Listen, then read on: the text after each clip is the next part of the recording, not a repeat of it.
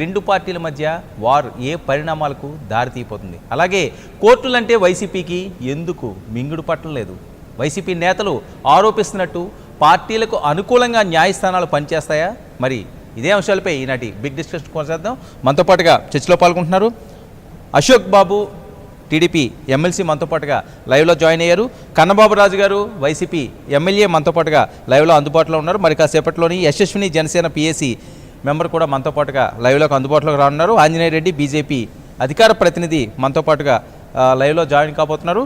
ఇక తులసిరెడ్డి గారు, Congress working president కూడా మరి కాసేపట్లో మనతో పాటుగా లైవ్లో జాయిన్ అవుతారు. ముందుగా అశోక్ బాబు గారు వెర్షన్ తీసుకునే ప్రయత్నం చేద్దాం. గుడ్ ఈవినింగ్ అండి అశోక్ బాబు గారు. అశోక్ బాబు గారు, ఎలా చూడాల్సి ఉంది? జరుగుతున్న పరిణామాలు చూస్తున్నాం. గత కొన్ని రోజులుగా దేవాలయాలపై వరుస దాడులు, హిందూ బంధువులు ఆవేదన వ్యక్తం చేస్తున్నారు.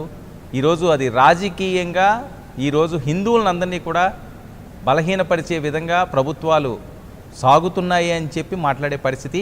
వాస్తవంగా ఇది రాజకీయంగా చూడాల్సిన అవసరం ఉందా? ఏవైనా అదృశ్య శక్తులు ఇలాంటి మత విద్వేషాలు రెచ్చగొట్టడానికి ఇలాంటి దాడులకు పాల్పడుతున్నాయా?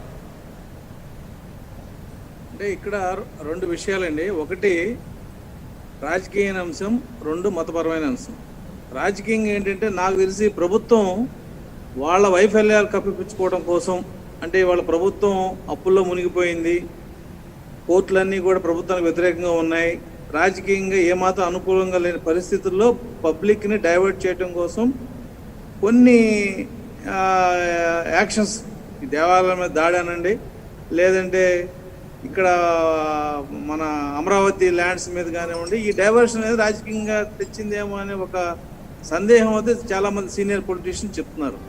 ఇక రెండో విషయం బీజేపీ రియాక్షన్. సరే, బీజేపీ హిందూయిజానికి మా మత దీనికి పేటెంట్ పట్టుకున్న పార్టీ, దానిలో డిస్ప్యూట్ ఏం లేదు. అయితే ఆంధ్రప్రదేశ్లో ఇవాళ రాష్ట్రం ఎక్కువ, మతం ఎక్కువ అనేది బీజేపీ తేల్చుకోవాలి. ఎందుకంటే ఇవాళ చాలా దుర్మార్గంగా కేంద్ర ప్రభుత్వం జిఎస్టీ డబ్బులు మేము ఇవ్వలేము, మీరు అప్పు తెచ్చుకోండి అన్న పరిస్థితుల్లో మీరు ఆగస్టు నెలలో జిఎస్టీ కలెక్షన్ గా తీసుకుంటే Andhra Pradesh is the last state to get least GST collection, అప్పుల మీద బతుకుతుంది.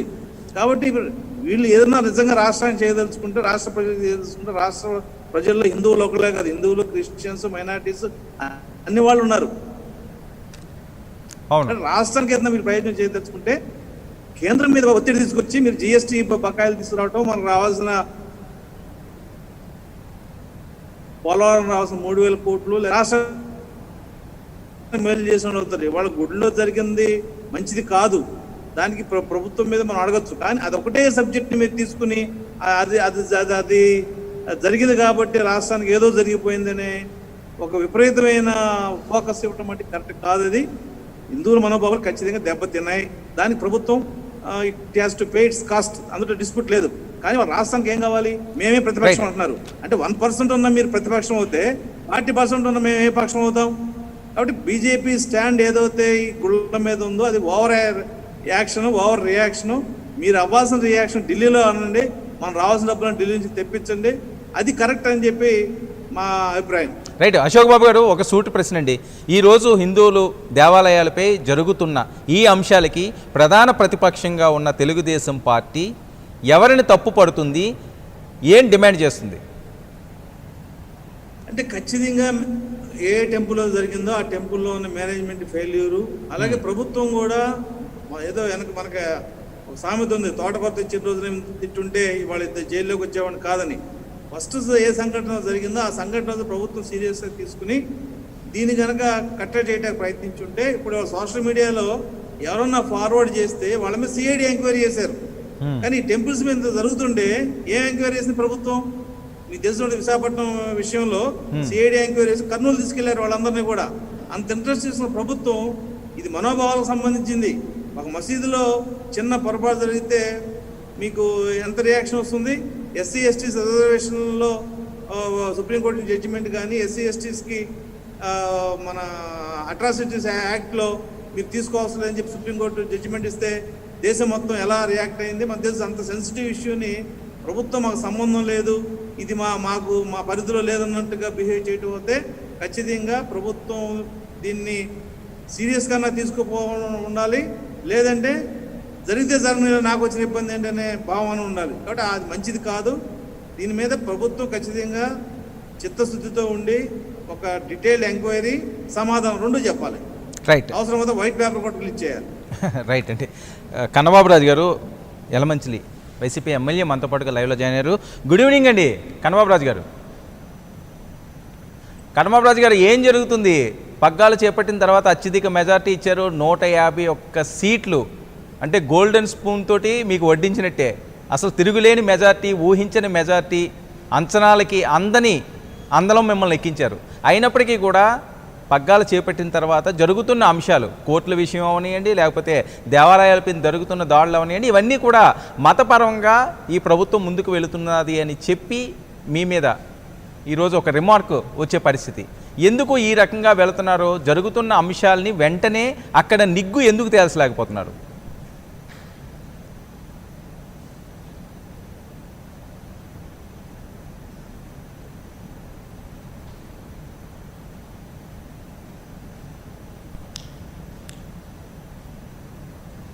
రైట్, కన్నబాబు రాజు గారు, మీది ఆడియో ప్రాబ్లం ఉన్నట్టున్నది. ప్లీజ్ నేను మళ్ళీ వస్తాను మీ దగ్గరికి.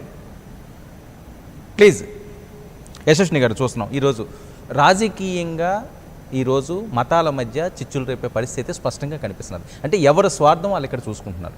జరుగుతున్న అధికార పక్షం అనియండి, ప్రతిపక్షం అనియండి, వరుసగా టెంపుల్ మీద దాడులు జరుగుతున్నా అవి మరొక ముందే ఇంకొక ఇష్యూ వెలుగులోకి వచ్చే పరిస్థితి. ఈరోజు అంతర్వేది ప్రాంతానికి బీజేపీ నేతల నుండి ఏ రకంగా అరెస్టులు అయ్యానో మీకు తెలుసు. అంటే ప్రభుత్వం చిత్తశుద్ధి ఇందులో కొరవడుతుందా? కావాలని చెప్పి ఒక మతాన్ని వీక్ చేయాలని చూసే పరిస్థితి ఇంత అత్యధిక మెజార్టీతో ఉన్న ప్రభుత్వం చేస్తుందా? కావాలని బురద జల్లే ప్రభుత్వ అధికార పార్టీ మీద. వర్మ గారు, గుడ్ ఈవినింగ్ అండి. ప్యానెల్లో ఉన్న అందరికి కూడా గుడ్ ఈవినింగ్. మీరు ఇందాక అన్నారు ఒక మాట, బంగారు స్పూన్తో వడ్డిస్తున్నారని. సారీ అండి, వడ్డించడం తినిపిస్తున్నారు. ప్రజలు అంత దీనిగా మంగళహారతి పాడి బంగారం స్పూన్తో తినిపిస్తున్నారు. సో వాళ్ళకి తెలుసుకోలేకపోయారు, ఆ విలువని తెలుసుకోలేకపోయారు. అంటే సంవత్సరాల నుంచి వీళ్ళు ఏ ఒక్క కేసు కూడా సాల్వ్ చేయలేదు, ఒక్క ఇష్యూని కూడా సాల్వ్ చేసుకోలేకపోయారు. అది వాళ్ళు టోటలీ అట్టర్ ఫెయిల్యూర్. అది ఒకటి. ఇప్పుడు ఈరోజు అసలు అంటే constitution, articles, law and order ఇష్టం వచ్చినట్టు ఆడుకుంటున్నారు ఈ ప్రభుత్వం. మనకి ఎంత క్లియర్గా ఉందంటే, ఇప్పుడు కాన్స్టిట్యూషన్లో కానీ ఆర్టికల్, ఇప్పుడు freedom of speech 19(1)A, 19(1)B ఇవి క్లియర్గా నేను ఎందుకు చెప్తున్నానంటే, freedom of expression and speech దాన్ని కస్టోడియన్ మనం చెయ్యాల్సింది. అలాంటిది దాన్ని ఇష్టం వచ్చినట్టు చేసుకుంటున్నారు. ఇప్పుడు ఫ్రీడమ్, ఇప్పుడు ఇది ఈరోజు కొత్తగా మనం ప్రొటెస్టులు చేయడం కాదు. గాంధీ గారు టైం నుంచి, అంటే మనకి ఇండిపెండెన్స్ కంటే ముందు కూడా సత్యాగ్రహ, నాన్ వైలెన్స్, నాన్ కోఆపరేషన్ ఇవన్నీ ఎందుకు ఫాలో అవుతున్నాం? అది పీస్ఫుల్గా ప్రొటెస్ట్ చేయడానికి మనకి అన్ని విధాలుగా హక్కు ఉంది. సుప్రీంకోర్టు కూడా అప్హోల్డ్ చేస్తుంది దాన్ని. మనకి ఇది 2011లో June 5th నాకు బాగా గుర్తుందండి, రామ్దేవ్ బాబా అండ్ హిస్ సపోర్టర్స్ వీళ్ళు యాంటీ కరప్షన్, బ్లాక్ మనీ కోసమని ప్రొటెస్ట్ చేశారు. చేసేటప్పుడు ఇది ఈ ప్రొటెస్ట్ అనేది పీస్ఫుల్ వితౌట్ ఆర్మ్స్ అన్నది చేసే హక్కు మనకి ఫండమెంటల్ రైట్. అది దానికోసం వీళ్ళు చేశారు. ఏమైనా వీళ్ళు గొడవ చేశారా? ఏమైనా వైలెన్స్ ఉందా? ఏమైనా కత్తులు, ఇండియా, ప్రపంచ దేశాలు అన్ని కూడా నేను మన దేశం గురించి, మన రాష్ట్రం, ఇంకా దేశం కూడా కాదు, రాష్ట్రం గురించి మాట్లాడుతున్నాను. ఇంత we're the custodians of the constitution. అలాంటిది ఏం జరుగుతుంది ఇక్కడ? అసలు ఇంత పీస్ఫుల్గా చేసేటప్పుడు ఎక్కడెక్కడ సోమవీర్ రాజు గారిని హౌస్ అరెస్ట్ చేశారు. ప్రతి నియోజకవర్గంలో, ప్రతి జిల్లాలో బీజేపీ నాయకులు, కొంతమంది ఇంకా జనసేన వాళ్ళని కూడా కొంతమంది హౌస్ అరెస్ట్ చేయడం, ఇబ్బందులు కూడా పెడుతున్నారు. ఇవన్నీ నేను ఎందుకు అంటున్నా అంటే, పీస్ఫుల్ ప్రొటెస్ట్ చేసేది మన హక్కు. మన హక్కుని వీళ్ళు పోలీసులు సెక్షన్ 30 ఆఫ్ పోలీస్ యాక్ట్ దాంట్లో ఏంటంటే, ఏదైనా వీళ్ళు గొడవలు చేసి ప్రొటెస్ట్ చేసి అసెంబ్ల్ అయ్యి ఇబ్బందులు పెడితే చేయాలని తప్పితే వీళ్ళు అది they can't invoke that section there. వాళ్ళు చేయడానికి లేదు. అయినా కూడా వీళ్ళు చేసి ఇష్టం వచ్చినట్టు ఆడుకుంటున్నారు. అన్నిటికంటే ముఖ్యమైనది ఇవన్నీ ఏంటి జరుగుతున్నాయి? ఏమైంది ఇంతవరకు? సీఎం మన జగన్మోహన్ రెడ్డి గారు ఏం చేస్తున్నారు? జగన్మోహన్ రెడ్డి గారు ఇప్పటికైనా ప్రెస్కి ఈ సీరియల్ ఆఫ్ ఫ్యాక్ట్స్ జరుగుతున్నాయి కదా, ఒక్కనాడని ఇప్పుడు కాదండి, కొత్తగా పిఠాపురం దగ్గర నుంచి పుష్కర్ ఘాట్ దగ్గర గురించి అన్ని విషయాలు 1 by 1 మనం చూసుకుంటే ఒక్కనాడైనా ఆయన బయట ప్రెస్లోకి వచ్చి ఒక్కసారైనా మాట్లాడారు ఈ విషయంలో? పొరపాటు అయిందనో, లేకపోతే ఇంకేదో అయ్యిందనో, లేకపోతే నెగ్లిజెన్స్ అనో ఏదైనా. మన నెగ్లిజెన్స్ ప్రొటెస్ట్ గురించి వర్మ గారు నేను ఒక మాట చెప్దాం అనుకుంటున్నా. ఎందుకంటే ఏంటి, పింక్ డైమండ్ అంట ఒక కాయిన్తో ఇసిరితే ఒక పిల్లోడు, అది పింక్ డైమండ్ విరిగిపోయిందంట. పవన్ కళ్యాణ్ గారు దాన్ని ప్రత్యేకించి చెప్పడం జరిగింది. అంటే పింక్ డైమండ్ ఒక కాయిన్తో విరిగిపోయిందంటే అది డైమండ్ కాదా, లేకపోతే డూప్లికేట్ డైమండా? So again and another doubt comes arises out of it. అంటే అక్కడ డైమండ్ అంటే ఏ ప్రభుత్వంలో అది మాయమైపోయింది, లేదా ఈ ప్రభుత్వంలో మాయమైపోయిందా? I question and I appeal to the public. తెలుసుకోండి, అది డైమండ్ అన్నా కాకపోవచ్చు, లేకపోతే నిర్లక్ష్యం అన్నా కావచ్చు. ఒకటి. ఇంకోటి తేనెతుట్ట గురించి చెప్తున్నారు. అంటే తేనెతుట్ట కాల్చడానికి లేకపోతే దాన్ని ఏదో చేయడానికి కోసం చూస్తే మొత్తం రథం దగ్ధం అయిపోయింది. అది సాల్వ్ చేసి ఆలోచించే లోపల ఇక్కడ విజయవాడలో జరిగింది. ఇలాగ జరుగుతూ ఉంటే ఇది నెగ్లిజెన్స్ కాదా? ఇప్పుడు ఎవరు కొత్తగా ప్రతిపక్షాలని పక్కన పెట్టేయండి. ప్రతిపక్షాలు నేను పింక్ డైమండ్ గురించి, తేనెతుట్ట గురించి ఇవన్నీ మాట్లాడుతున్నాం. ఆడేటప్పుడు నెగ్లిజెన్స్ కాకపోతే ఇవన్నీ ఎందుకు జరుగుతాయి? Is it not evidentiary? వీళ్ళు చెప్పే లేమ్ ఎక్స్క్యూజెస్ ఇది ప్రభుత్వ నిర్లక్ష్యం అని నేను భావించడే కాదు, ప్రతి ఒక్కళ్ళు కూడా ఎస్టాబ్లిష్ చేస్తున్నది. ప్రభుత్వం తన చేతిని తన భస్మాసుర హస్తం పెట్టుకుంటుంది. దాన్ని అదర్ యాక్సెప్ట్ చేసి సీఎం వచ్చి బయటకి మాట్లాడాలి. ఇది హిందూ మతం గురించి కాదండి. ఈ వాల్యూస్ని డిజాస్టర్లోకి వెళ్తున్నాయి. ఈ డిజాస్టర్లోకి వెళ్ళేటప్పుడు he is the first person who he need to respond on that. What is that he is doing? అది నేను మాట్లాడుతున్నానండి. కన్నబాబు రాజు గారు ప్లీజ్ వినిపిస్తున్నారండి? రైట్. కన్నబాబు రాజు గారు ఎందుకు ఈ రకంగా అపవాదుల పాలయ్యే పరిస్థితి తెచ్చుకుంటున్నారు? అందరూ మీకు ఈ జరుగుతున్న అంశాల మీద నిష్పక్షపాతంగా ముందుకు వెళ్ళాలనే ప్రతి ఒక్కరు కోరేది. రాజకీయాలన్నీ కూడా కాసేపు పక్కన పెడతాం. ఇదేంటంటే ప్రజల మనోభావాలకు సంబంధించిన, ముందుగా భక్తుల మనోభావాలు దెబ్బతింటే ఎలాంటి గొప్ప సామ్రాజ్యాలైనా కూలిపోయిన పరిస్థితులు మనం చాలా చూసాం. ప్రభుత్వాలు కూలిపోవడం పెద్ద కష్టమేం కాదు. ఇంత జరుగుతున్నా ఇంత నిర్లక్ష్య ధోరణి ఎందుకు కనిపిస్తున్నది? తేనెపట్టు గురించి మీకు తెలుసు. అంత ఎత్తు అడుగులో ఉన్న అక్కడ తేనెపట్టు ఉంటే కింద నుంచి ఎవరో పొగ పెడతారా? అది నమ్మేదేనా? నమ్మబలికే మాటలేనా ఇవి? మీకు తెలియని తేనెపట్లు కాదు కదా. ప్లీజ్. ఎందుకంటే ఇవాళ టీడీపీ కానీ కళ్యాణ్ గారు మాట్లాడే అవకాశాలు లేవు ఈ రాష్ట్రంలో. ఎందుకంటే వాళ్ళ పరిస్థితి ఎలా ఉందంటే చాలా ఘోరమైన పరిస్థితిలో ఉన్నారు వాళ్ళు. ఎందుకంటే ఫస్ట్ నేను టీటీడీ బోర్డుకి పంపాను. టీటీడీలో క్యాలెండర్ల మీద యేసు అని ఎక్కడో ప్రింట్ అయ్యి వచ్చిందని చెప్పి ఫస్ట్ ముందు లేవనెత్తాను. లేవనెత్తిన తర్వాత అన్నీ వెరిఫై చేసాం. ఎక్కడ కూడా అటువంటి పొరపాటు కూడా ఎక్కడ జరగలేదు. కాకపోతే అక్కడతో అక్కడ ఇంకా అది ఆపేశారు. ఇంకా దాని గురించి ఇంకా మాట్లాడటం మానేశారు. తర్వాత ఇంకో ఏదో ఇష్యూ కావాలి ఇవాళ మాట్లాడటానికి. ఇప్పుడు ఇవాళ అంతర్వేదిలో జరిగింది. అందరూ ప్రతి హిందువు ప్రతి ఆంధ్ర రాష్ట్రంలో ఉన్న వాళ్ళు అందరూ కూడా బాధపడతారు. దానికి వెంటనే వీళ్ళందరూ ఇమీడియట్ గా జ్యుడిషియల్ ఎంక్వైరీ చేయాలన్నారు. ఎంక్వైరీ చేసి ఇమీడియట్ గా నిగ్గు తేల్చండి అన్నారు. చాలా గొడవ చేశారు. దాని మీద ఇమీడియట్ గా సీఎం గారు స్పందించి సిబిఐ ఎంక్వైరీ చేశారు.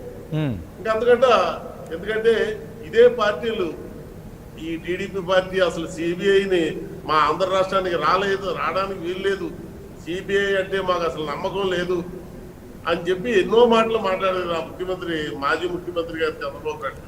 అంటే ఇంకోటి కన్నబాబు రాజు గారు ఈ ఇష్యూ కన్నబాబు రాజు గారు ఓకే అండి, ఒక్క నిమిషం. ఈ ఇష్యూ జరిగిన దగ్గర నుంచి కూడా ప్రతిపక్షాలు అవనియండి చాలామంది మాట్లాడే పరిస్థితి, మరొక పిచ్చోడికి చేతిలో ఈ ఖాతా వేసేస్తారేమో అని వీళ్ళందరూ కూడా భయపడుతున్నారు. ఎందుకంటే పిఠాపురం ఇష్యూ మనం చూసాం. ఆ పిచ్చోడు లాగా ఇక్కడ కూడా దాన్ని వేరే రకంగా డైవర్ట్ చేస్తారేమో. ఎంతమంది పిచ్చోళ్ళు కేవలం హిందూ దేవాలయాలనే టార్గెట్ చేసుకుంటుంటారు, వేరేవేమి వాళ్ళకి కనిపించదా అని చెప్పి వాళ్ళు మాట్లాడే పరిస్థితి. ఇప్పుడు ఎంక్వైరీ చేశారు కదండి, సిబిఐ ఎంక్వైరీ చేశారు కదా. అది వచ్చిందాక రిపోర్ట్ వచ్చిందాక కొంచెం ఊపి పట్టాలి కదా. సిబిఐ రావాలా, ఎంక్వైరీ చేయాలా, రిపోర్ట్ రావాలా. ఎందుకు కంగారు పడిపోతున్నారు? అప్పుడు దాకా ఓపిక పట్టలేకపోతే మరి ఏమని చేసి గొడవ పెట్టిన బీజేపీ నాయకులే మరి వాళ్ళ ప్రభుత్వమే కదా సెంటర్ లో దగ్గర ఉండి గొడవ పెట్టుకుని ఇమీడియట్ గా సిబిఐతో ఆర్డర్ తెప్పించుకోవచ్చు కదా. వాళ్ళే చేసుకోవాలి కదా. సీఎం గారు అయితే లెటర్ రాశారు, సీఎం గారు అయితే క్లియరెన్స్ పార్టీ గురించి అని కాదు, కంగారు పడిపోతున్నారు అంటున్నారు కదా. ఏంటి కంగారు పడండి, సొంత ఇంట్లో గనుక జరిగితే. అది కాక ఇవాళ దుర్గగూడ ఇష్యూ వచ్చింది.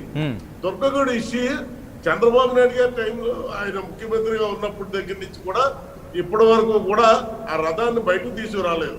అప్పటి నుంచి ఆ లోపలనే ఉంది అది.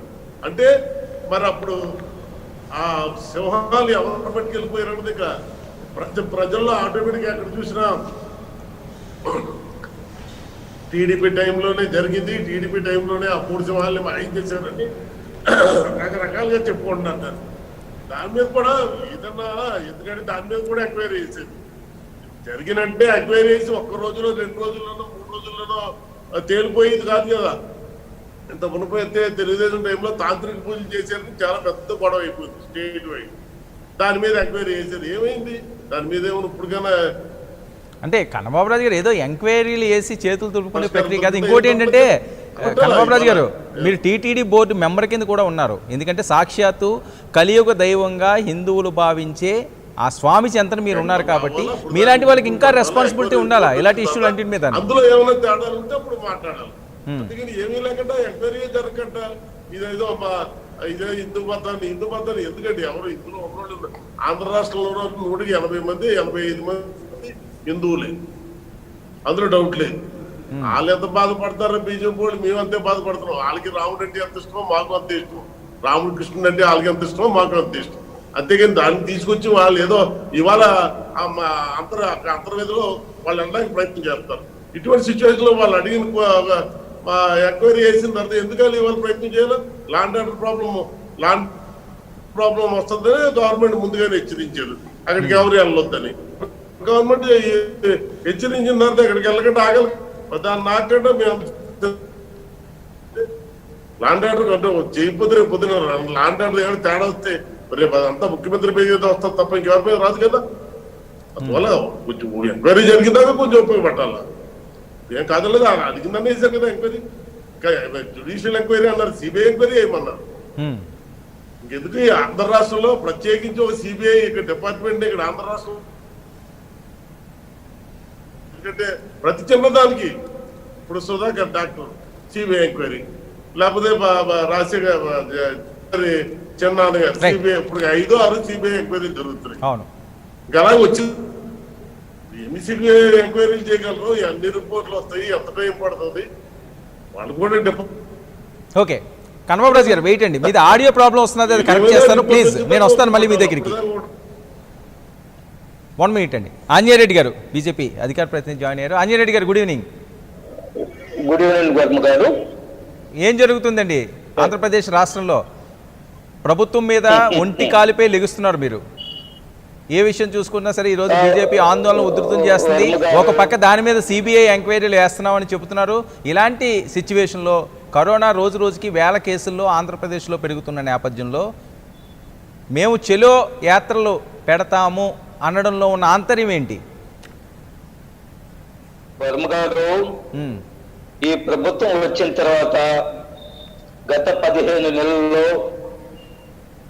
హిందూ దేవాలయాలకు సంబంధించి హిందూ మతానికి సంబంధించి అనేక సంఘటనలు హిందూ సమాజానికి వ్యతిరేకంగా మెజారిటీ అభిప్రాయాల మనస్తత్వానికి వాళ్ళ యొక్క భావాలకు వ్యతిరేకంగా అనేక సంఘటనలు ఈ రాష్ట్రంలో జరుగుతున్న విషయం నేను ప్రత్యేకంగా మన ఛానల్లో ఉండే వాళ్ళకి చెప్పవలసిన అవసరం ఉందని అనుకోవడం లేదు.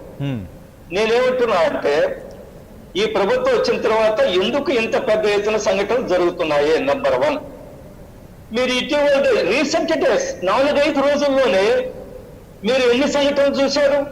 సాయిబాబా విగ్రహాన్ని పగలగొట్టారు, ఆంజనేయ స్వామి విగ్రహాన్ని పగలగొట్టారు, అక్కడెక్కడో ఒక శివలింగం మీద దేవుడి మీద మలం పూశారు. అంటే ఎవరు పగలగొట్టారంటారు మీరు? కాదండి ఆంజనేయరెడ్డి గారు, ఎవరు పగలగొట్టారంటే ఎవరు పగలగొట్టారు? నేను ఏదో చెప్తున్నాను సార్, అది ప్రభుత్వం తేల్చాలంటున్నాను నేను. అదే సార్ నేను ఏమంటున్నా అంటే ఈ ప్రభుత్వం ఎంకరేజ్ చేస్తుందని నేను అనడం లేదు. నేను I don't say, I'm not making any allegation that because of this moment these incidents are taking place. I'm not making it. But నేనేమంటున్నా అంటే దీని వెనక ఉండే ఎవరున్నారు, ఎవరికి ధైర్యం వచ్చింది? ఈ ప్రభుత్వం వచ్చిన తర్వాత ఈ సంఘటనలు చేసే ధైర్యం ఎవరికి వచ్చింది? ఈ ధైర్యం ఏ విధంగా వచ్చింది? ఎవరు? నేను అనడం లేదండి, ఆ పార్టీ నుంచి గెలిచిన రఘురామ కృష్ణరాజు గారే చెప్పారు ఈ రాష్ట్రంలో మత మార్పులు ఏ విధంగా జరుగుతున్నాయి ఈ ప్రభుత్వం వచ్చిన తర్వాత. రెస్పాన్సిబుల్. ఎవరికి ధైర్యం వచ్చింది? ఈ రోజు మీరు అనేక సంఘటనలు చెప్తున్నారు. మీరు అక్కడ అంతర్వేదిలో రథం చూశారు. రథం తగలబట్టడం ఏంది? అంతకుముందు మా జిల్లాలో ఇక్కడ వెంకటేశ్వర కొండ పెట్టుకుంటేనే వెంకటేశ్వర స్వామి దేవాలయంలో రథం కలిపేసి అది పిచ్చోళ్ళు అన్నారు. అంతర్వేదిలో పిచ్చోళ్ళు అన్నారు. లేదా సాయిబాబా గుడి చేస్తే పిచ్చోళ్ళు అన్నారు. ఎంతమంది పిచ్చోళ్ళు ఉన్నారు ఈ రాష్ట్రంలో? ఆ పిచ్చోళ్ళు అందరూ కేవలం హిందువులు, హిందూ దేవాలయాలు, హిందూ మతం మీద దాడి చేస్తారో ఇంకెవరి మీద చేయడం. ఈ రోజు దుర్గగుడిలో ఏం జరిగింది మనం చూసాము. వెండి రథాలు పోయాయని చెప్తున్నారు. పోయాయి. అసలు ఈవో ఏం మాట్లాడుతున్నాడంటే ఈవోకి ఏమన్నా కనీస ఇంగిత పరిజ్ఞానం ఉందా? ఈవో ఏమంటాడు? అది వెండి రథాలేనా, వెండి సింహాలనే నాకు తెలియదు అంటాడు. ఇన్వెంటరీ ఉంటుంది. ప్రతి దేవాలయంలో ఏ విగ్రహాలు ఉన్నాయి, ఎక్కడ ఆ విగ్రహాల యొక్క మెటల్ ఏమిటి, ఇవన్నీ కూడా ఒక ఇన్వెంటరీ ఉంటుంది. విజయవాడ దుర్గగుడి ప్రపంచవ్యాప్తంగా భక్తులు వస్తున్నారు. ఆంధ్రప్రదేశ్ సంబంధించిన వాళ్ళు ప్రపంచం ఎక్కడున్నా కానీ ఈ దుర్గ గుడి, ఆ దుర్గా మాత్రం పూజిస్తుంటారు. అంటే ఇంత గొప్ప పేరు ప్రఖ్యాతి గుడి విషయము మీరు ఇన్వెంటరీ మెయింటైన్ చేయరా? ఈ రోజు ఏమంటారు? అది లాకర్లు అని ఒక్క రోజు అంటారు. లాకర్లు ఏ లాకర్లు? తెలుగుదేశం లాకర్లు ఉన్నాయా, వైసీపీ లాకర్లు ఉన్నాయా? మాకైతే అర్థం కాదు. ఏ లాకర్లు ఉన్నాయో తేల్చాలా? ఈ ఊరు చెప్పడు. లాకర్లో పెట్టేవాళ్ళు ఏ విధంగా తెగిలించి పెడతారు? లాకర్లో పెట్టేవాళ్ళు మూడు సింహాల విగ్రహాలు పెడతారా? 4వ సింహం ఖాళీలో పెట్టి మిగతా లాకర్లో పెడతారా? ఎంత అర్థం ప్రభుత్వం అధికారులు మాట్లాడుతున్నారో నాకైతే అర్థం కావడం. వీటి మీద okay we welcome it. CBI దర్యాప్తు చెప్పింది. సిబిఐ దర్యాప్తు జరగాల. సిబిఐ దర్యాప్తులో వైడన్ చేయాలా? అన్ని ఇన్సిడెంట్స్ రావాలా? గత లాస్ట్ 15 months లో what are the incidents have taken place in this state against Hindus, against their sentiments, ఇవన్నీ కూడా చర్చకు రావాలా? My grievance with chief minister is ఇంత మ్యాసివ్ మెజారిటీ ఇచ్చారు. 151 మంది ఎమ్మెల్యేలు గెలిపించారు. ఎవరు? హిందువులు. 85% మంది ఉంటే మెజారిటీ హిందువులు మీకు ఓట్లేసి గెలిపిస్తే వాళ్ళ ఒక విశ్వాసాల విషయం దుర్మార్గం జరుగుతుంటే ముఖ్యమంత్రి వచ్చి ఒక ప్రయత్నం చేయడండి. ఒక ముఖ్యమంత్రి వచ్చి ఒక ఘటనను ఖండించడం. ఈ శక్తులు ఎవరైతే వాళ్ళందరికీ ఇటువంటి చేస్తాలు చేస్తే సీరియస్ చెప్పరా? ముఖ్యమంత్రి నమ్మకం నేర్చినట్టు కూర్చోవడం. That is my demand. Okay right. Ashok Babu గారు,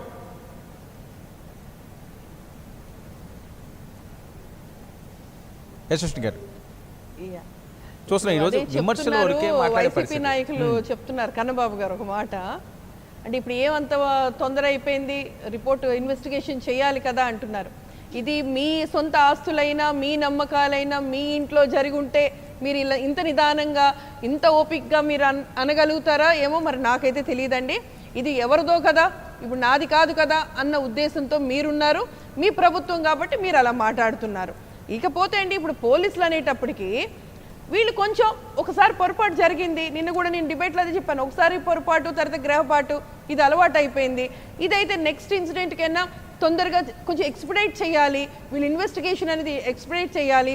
వీళ్ళు చలో అని ఒక స్లోగన్ చేసేటప్పుడు, అంతర్వేది వెళ్ళేటప్పుడు అమలాపురం అని ఒక స్లోగన్ చలో అమలాపురం అనేటప్పుడు చేసేటప్పుడు అందరూ పీస్ఫుల్గా చేస్తున్నారు. ఈ పీస్ఫుల్గా చేసేటప్పుడు వీళ్ళు అరెస్ట్లు ఏం అవసరం వచ్చింది? అరెస్టులు చేయాల్సిన అవసరం ఏముంది? అక్కడ ఎవరైనా ఏమైనా కత్తులు పట్టుకుంటున్నారా, గ్రూపుల కింద వెళ్తున్నారా? అది ఒక ప్రొటెస్ట్ పీస్ఫుల్గా చేస్తున్నారు, ఒక రిలీజియస్ వాల్యూస్ గురించి అని. ఈ విషయంలో అంటే వర్మ గారు మీకు ఒక విషయం ఇంకోటి చెప్పాలి.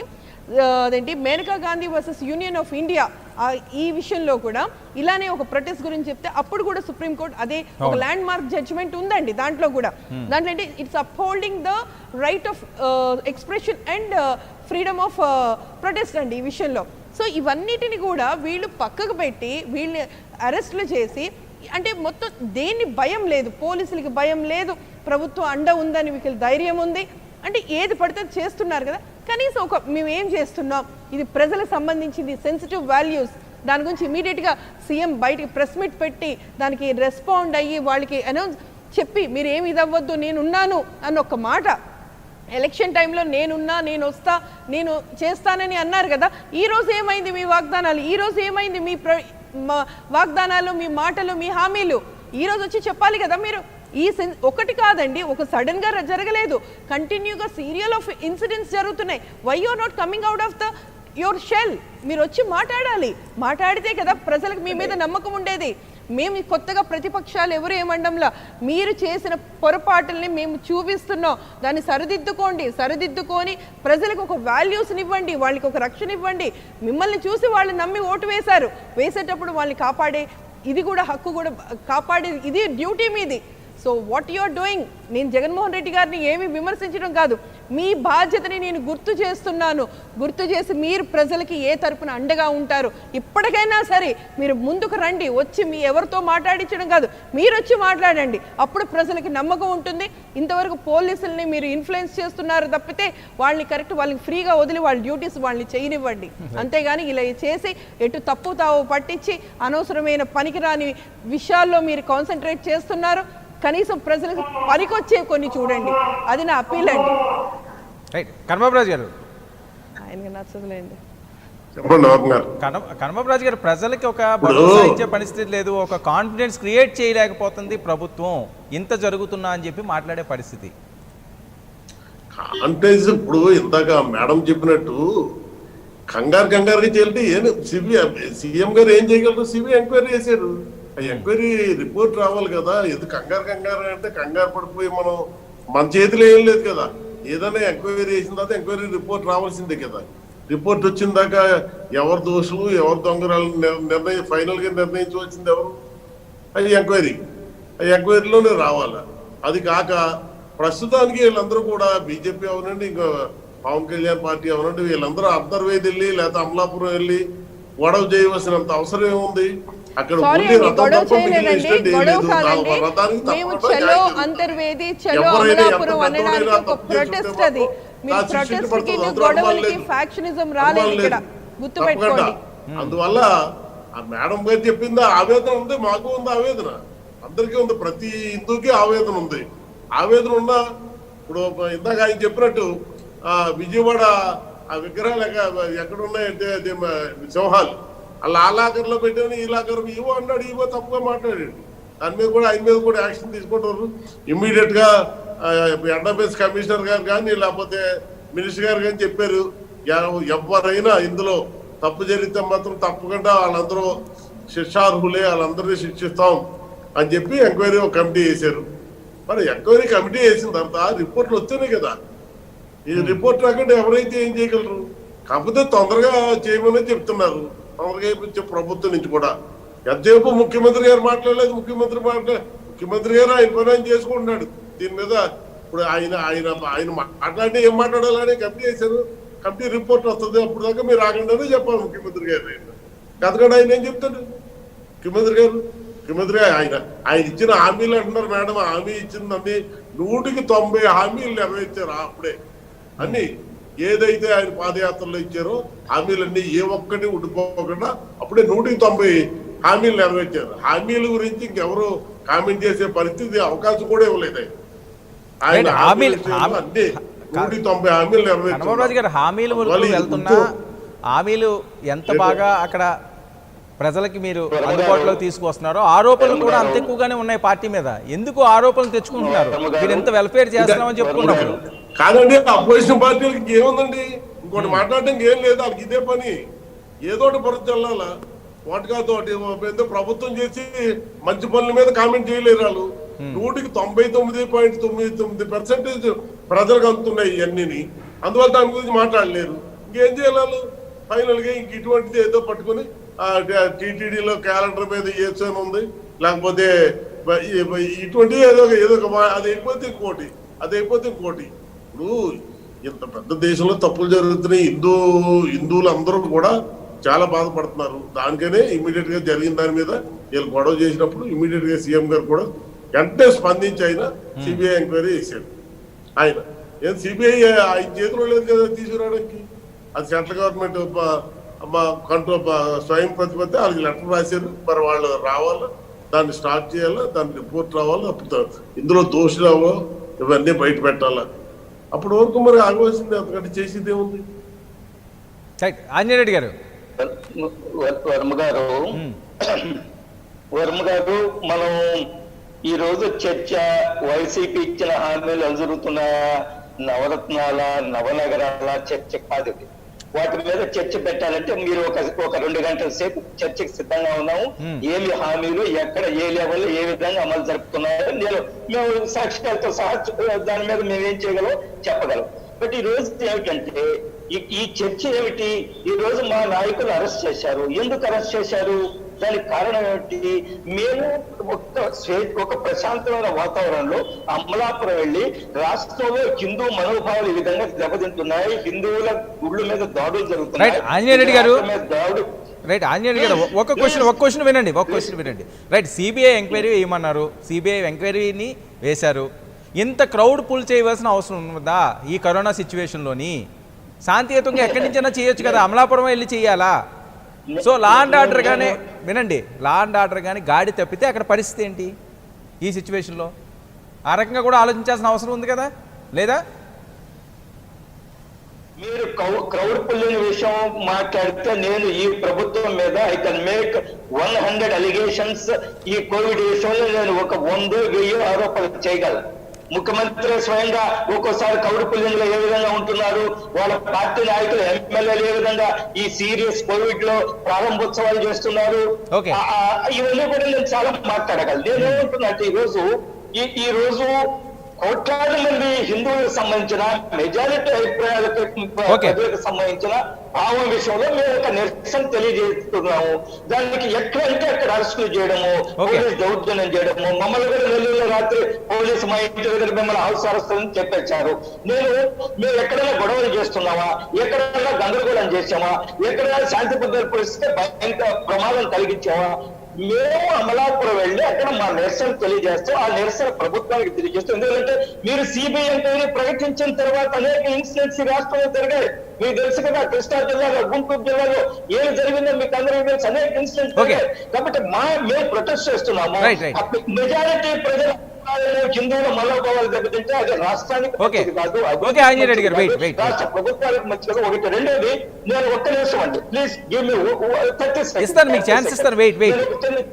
వెయిట్ వస్తాను, నేను మీ దగ్గరికి వస్తాను ప్లీజ్. అశోక్ బాబు గారు కావాలని చెప్పి వేరే ఇష్యూస్ ఏమీ లేవు కాబట్టి మేము ప్రజలందరికీ కూడా పూర్తి స్థాయిలో అన్ని రకాలుగా వెల్ఫేర్ అందిస్తున్నామని చెప్పి ప్రతిపక్షాలు మా మీద బురద చల్లే పరిస్థితి. ఏదో ఒక చిన్న ఇన్సిడెంట్ని తీసుకుని ఈ రకంగా చేస్తున్నారు. సిబిఐ ఎంక్వైరీ చేయమన్నారు, సిబిఐ ఎంక్వైరీ చేసాం. గతంలో మీ ప్రభుత్వం అధికారంలో ఉన్నప్పుడు ఇలాంటి ఘటనలు జరగలేదా? దుర్గ గుడిలో క్షుద్ర పూజలు చేశారు అని చెప్పి అప్పట్లో పెద్ద సంచలనం జరిగింది. ఆ రోజు ఎంతమంది మీద చర్యలు తీసుకున్నారు? మీ మినిస్టర్లు రాజీనామాలు చేశారా? వీళ్ళకి ఏ హక్కు ఉంది? మీ హయాంలో గుళ్ళు కూలగొట్టిన పరిస్థితి లేదా అని చెప్పి మాట్లాడుతున్నారు. గుర్తుపెట్టుకోవాలి వర్మ గారు, మాకు 150 సీట్లు వచ్చినాయి, ప్రజలు మమ్మల్ని గౌరవించారు, మేము ప్రజలతో ఎన్నుకోబడ్డామని చెప్పే ఈ నాయకత్వం గత ప్రభుత్వంలో ఏం జరిగిందనేది మోడల్ గా తీసుకోకూడదు. గత ప్రభుత్వంలో పొరపాటు జరిగిందో ఏం జరిగిందో దాన్ని ప్రజలు ఆమోదించలేదు కాబట్టి మిమ్మల్ని ఎన్నుకున్నారు. మీరు అదే చేస్తారంటే అది కరెక్ట్ కాదు. ఇవాళ సమస్య ఏంటంటే ఇన్సిడెంట్ మీద సమస్య కాదు, జరిగిన సంఘటనలు జరుగుతూ ఉంటాయి. పెద్ద వ్యవస్థలో పొరపాటు జరుగుతాయి. Accountability of the government, responsibility of the government, reply of the government, అది ఇంపార్టెంట్. ఇప్పుడు తప్పు జరిగితే తప్పును కరెక్ట్ చేసుకోవటం ఒక పద్ధతి, దాన్ని బుకాయించడం ఒక పద్ధతి. ఇక్కడ ఈవెన్ ఎండోమెంట్ మినిస్టర్ గారు దుర్గగుడి పక్కన ఉన్న ఆయన ఇంటి ముందు మన దగ్గర రథం ఉంది, ఆయన ఒక స్టేట్మెంటు, చైర్మన్ ఒక స్టేట్మెంటు, ఈవో ఒక స్టేట్మెంట్ ఇచ్చాడు. ఆయన రథం కాంట్రాక్ట్ తీసుకున్న అతను పోలీస్కి ఇవాళ స్టేట్మెంట్ ఇచ్చాడు, అయ్యా నేను మొన్న క్లీన్ చేసినప్పుడు 4 రథాలు ఉన్నాయని చెప్పాడు. కాబట్టి బేసిక్గా మేము అడిగేది ఏంటంటే, ఇవాళ చర్చిలో కానీ లేదంటే మసీదులో కానీ ఎక్కడా కూడా వేరే రకమైన చిన్న ఇది కూడా జరగట్లేదు. హిందూ దేవాలయం మీద జరుగుతుంది కాబట్టి సెంటిమెంట్ ఇష్యూ వచ్చింది కాబట్టి ప్రభుత్వం నా రెస్పాన్సిబిలిటీస్ని సమాధానం చెప్పాలి. రెండవ విషయం ఏంటంటే, ఎండోమెంట్ మినిస్టర్ గారి జ్యూరిడిక్షన్లో ఆయన ఇంటి పక్కన ఉన్న సంఘటన జరిగింది. ఆయన దుర్గ టెంపుల్లో ప్రతి అడుగు తెలుసు ఆయనకి. ఆయన బాధ్యతారహితంగా మాట్లాడతాం, ఈవో బాధ్యతారహితంగా మాట్లాడతాం అనేది కాంట్రవర్సీకి స్టార్ట్ అయింది. తర్వాత ఇక బీజేపీ పాత్ర, బీజేపీ ఇటువంటి ఇన్సిడెంట్స్ జరిగితే స్పేర్ చేయదనేది వాస్తవం, భారతదేశం మొత్తం తెలిసిన. అయితే వాళ్ళ సోమవీరాజు గారు అనే ఒక స్టేట్మెంట్ నేను తీవ్రంగా ఖండిస్తున్నాను వర్మ గారు. ప్రధాన ప్రతిపక్షం మేమే అంటున్నాడు ఆయన. 1% ఉంది మీరు ప్రధాన ప్రతిపక్షం అవుతే 40% ఓట్లు మేమే ప్రతిపక్షం అవుతాం, సూపర్ ప్రతిపక్షం అవుతాం మేము. ఏదో వాళ్ళ టార్గెట్ ఆ రకంగా ఉంది.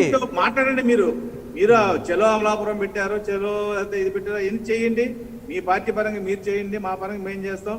చేసే విధానం వేరే అవ్వచ్చు కానీ ఉద్దేశాలు ఒకటే. కానీ కించపరిచి మాట్లాడేది మీరే దాన్ని ఇచ్చేస్తున్నాం అనేది మంచి పద్ధతి కాదు. జరిగిన సంఘటనల మీద ప్రభుత్వం మీద ఒత్తిడి తెచ్చే విధంలో మీరు మాట్లాడండి, మేము మాట్లాడతాం, అంతే తప్ప ఒకళ్ళొకళ్ళు కించపరిచే స్టేట్మెంట్లు అయితే ఇవ్వటం మంచిది కాదని చెప్పి నేను బీజేపీ నాయకులను నేను రిక్వెస్ట్ చేస్తున్నాను. అయితే ప్రభుత్వం అకౌంటబిలిటీ రెస్పాన్సిబిలిటీ కానీ తీసుకోకపోతే ఇది ఖచ్చితంగా ప్రభుత్వం నిర్లక్ష్యమే కాదు, ప్రభుత్వం బాధ్యతను కూడా ప్రభుత్వం చేయించిందనే అపవాదని ప్రభుత్వం ఖచ్చితంగా ఆమోదించాల్సిన పరిస్థితి ఉంది. రైట్, 1 మినిట్ అండి. బీజేపీ ఎమ్మెల్సీ మాధవ్ గారు మనతో పాటుగా ఫోన్ లైన్లో జాయిన్ అయ్యారు. ఈరోజు చెలో అంతర్వేది కార్యక్రమంలో ఆయన కూడా పాల్గొన్నారు. అక్కడ వాస్తవ పరిస్థితులు ఏంటో ఆయన అడిగి తెలుసుకుందాం. మాధవ్ గారు, గుడ్ ఈవినింగ్ అండి.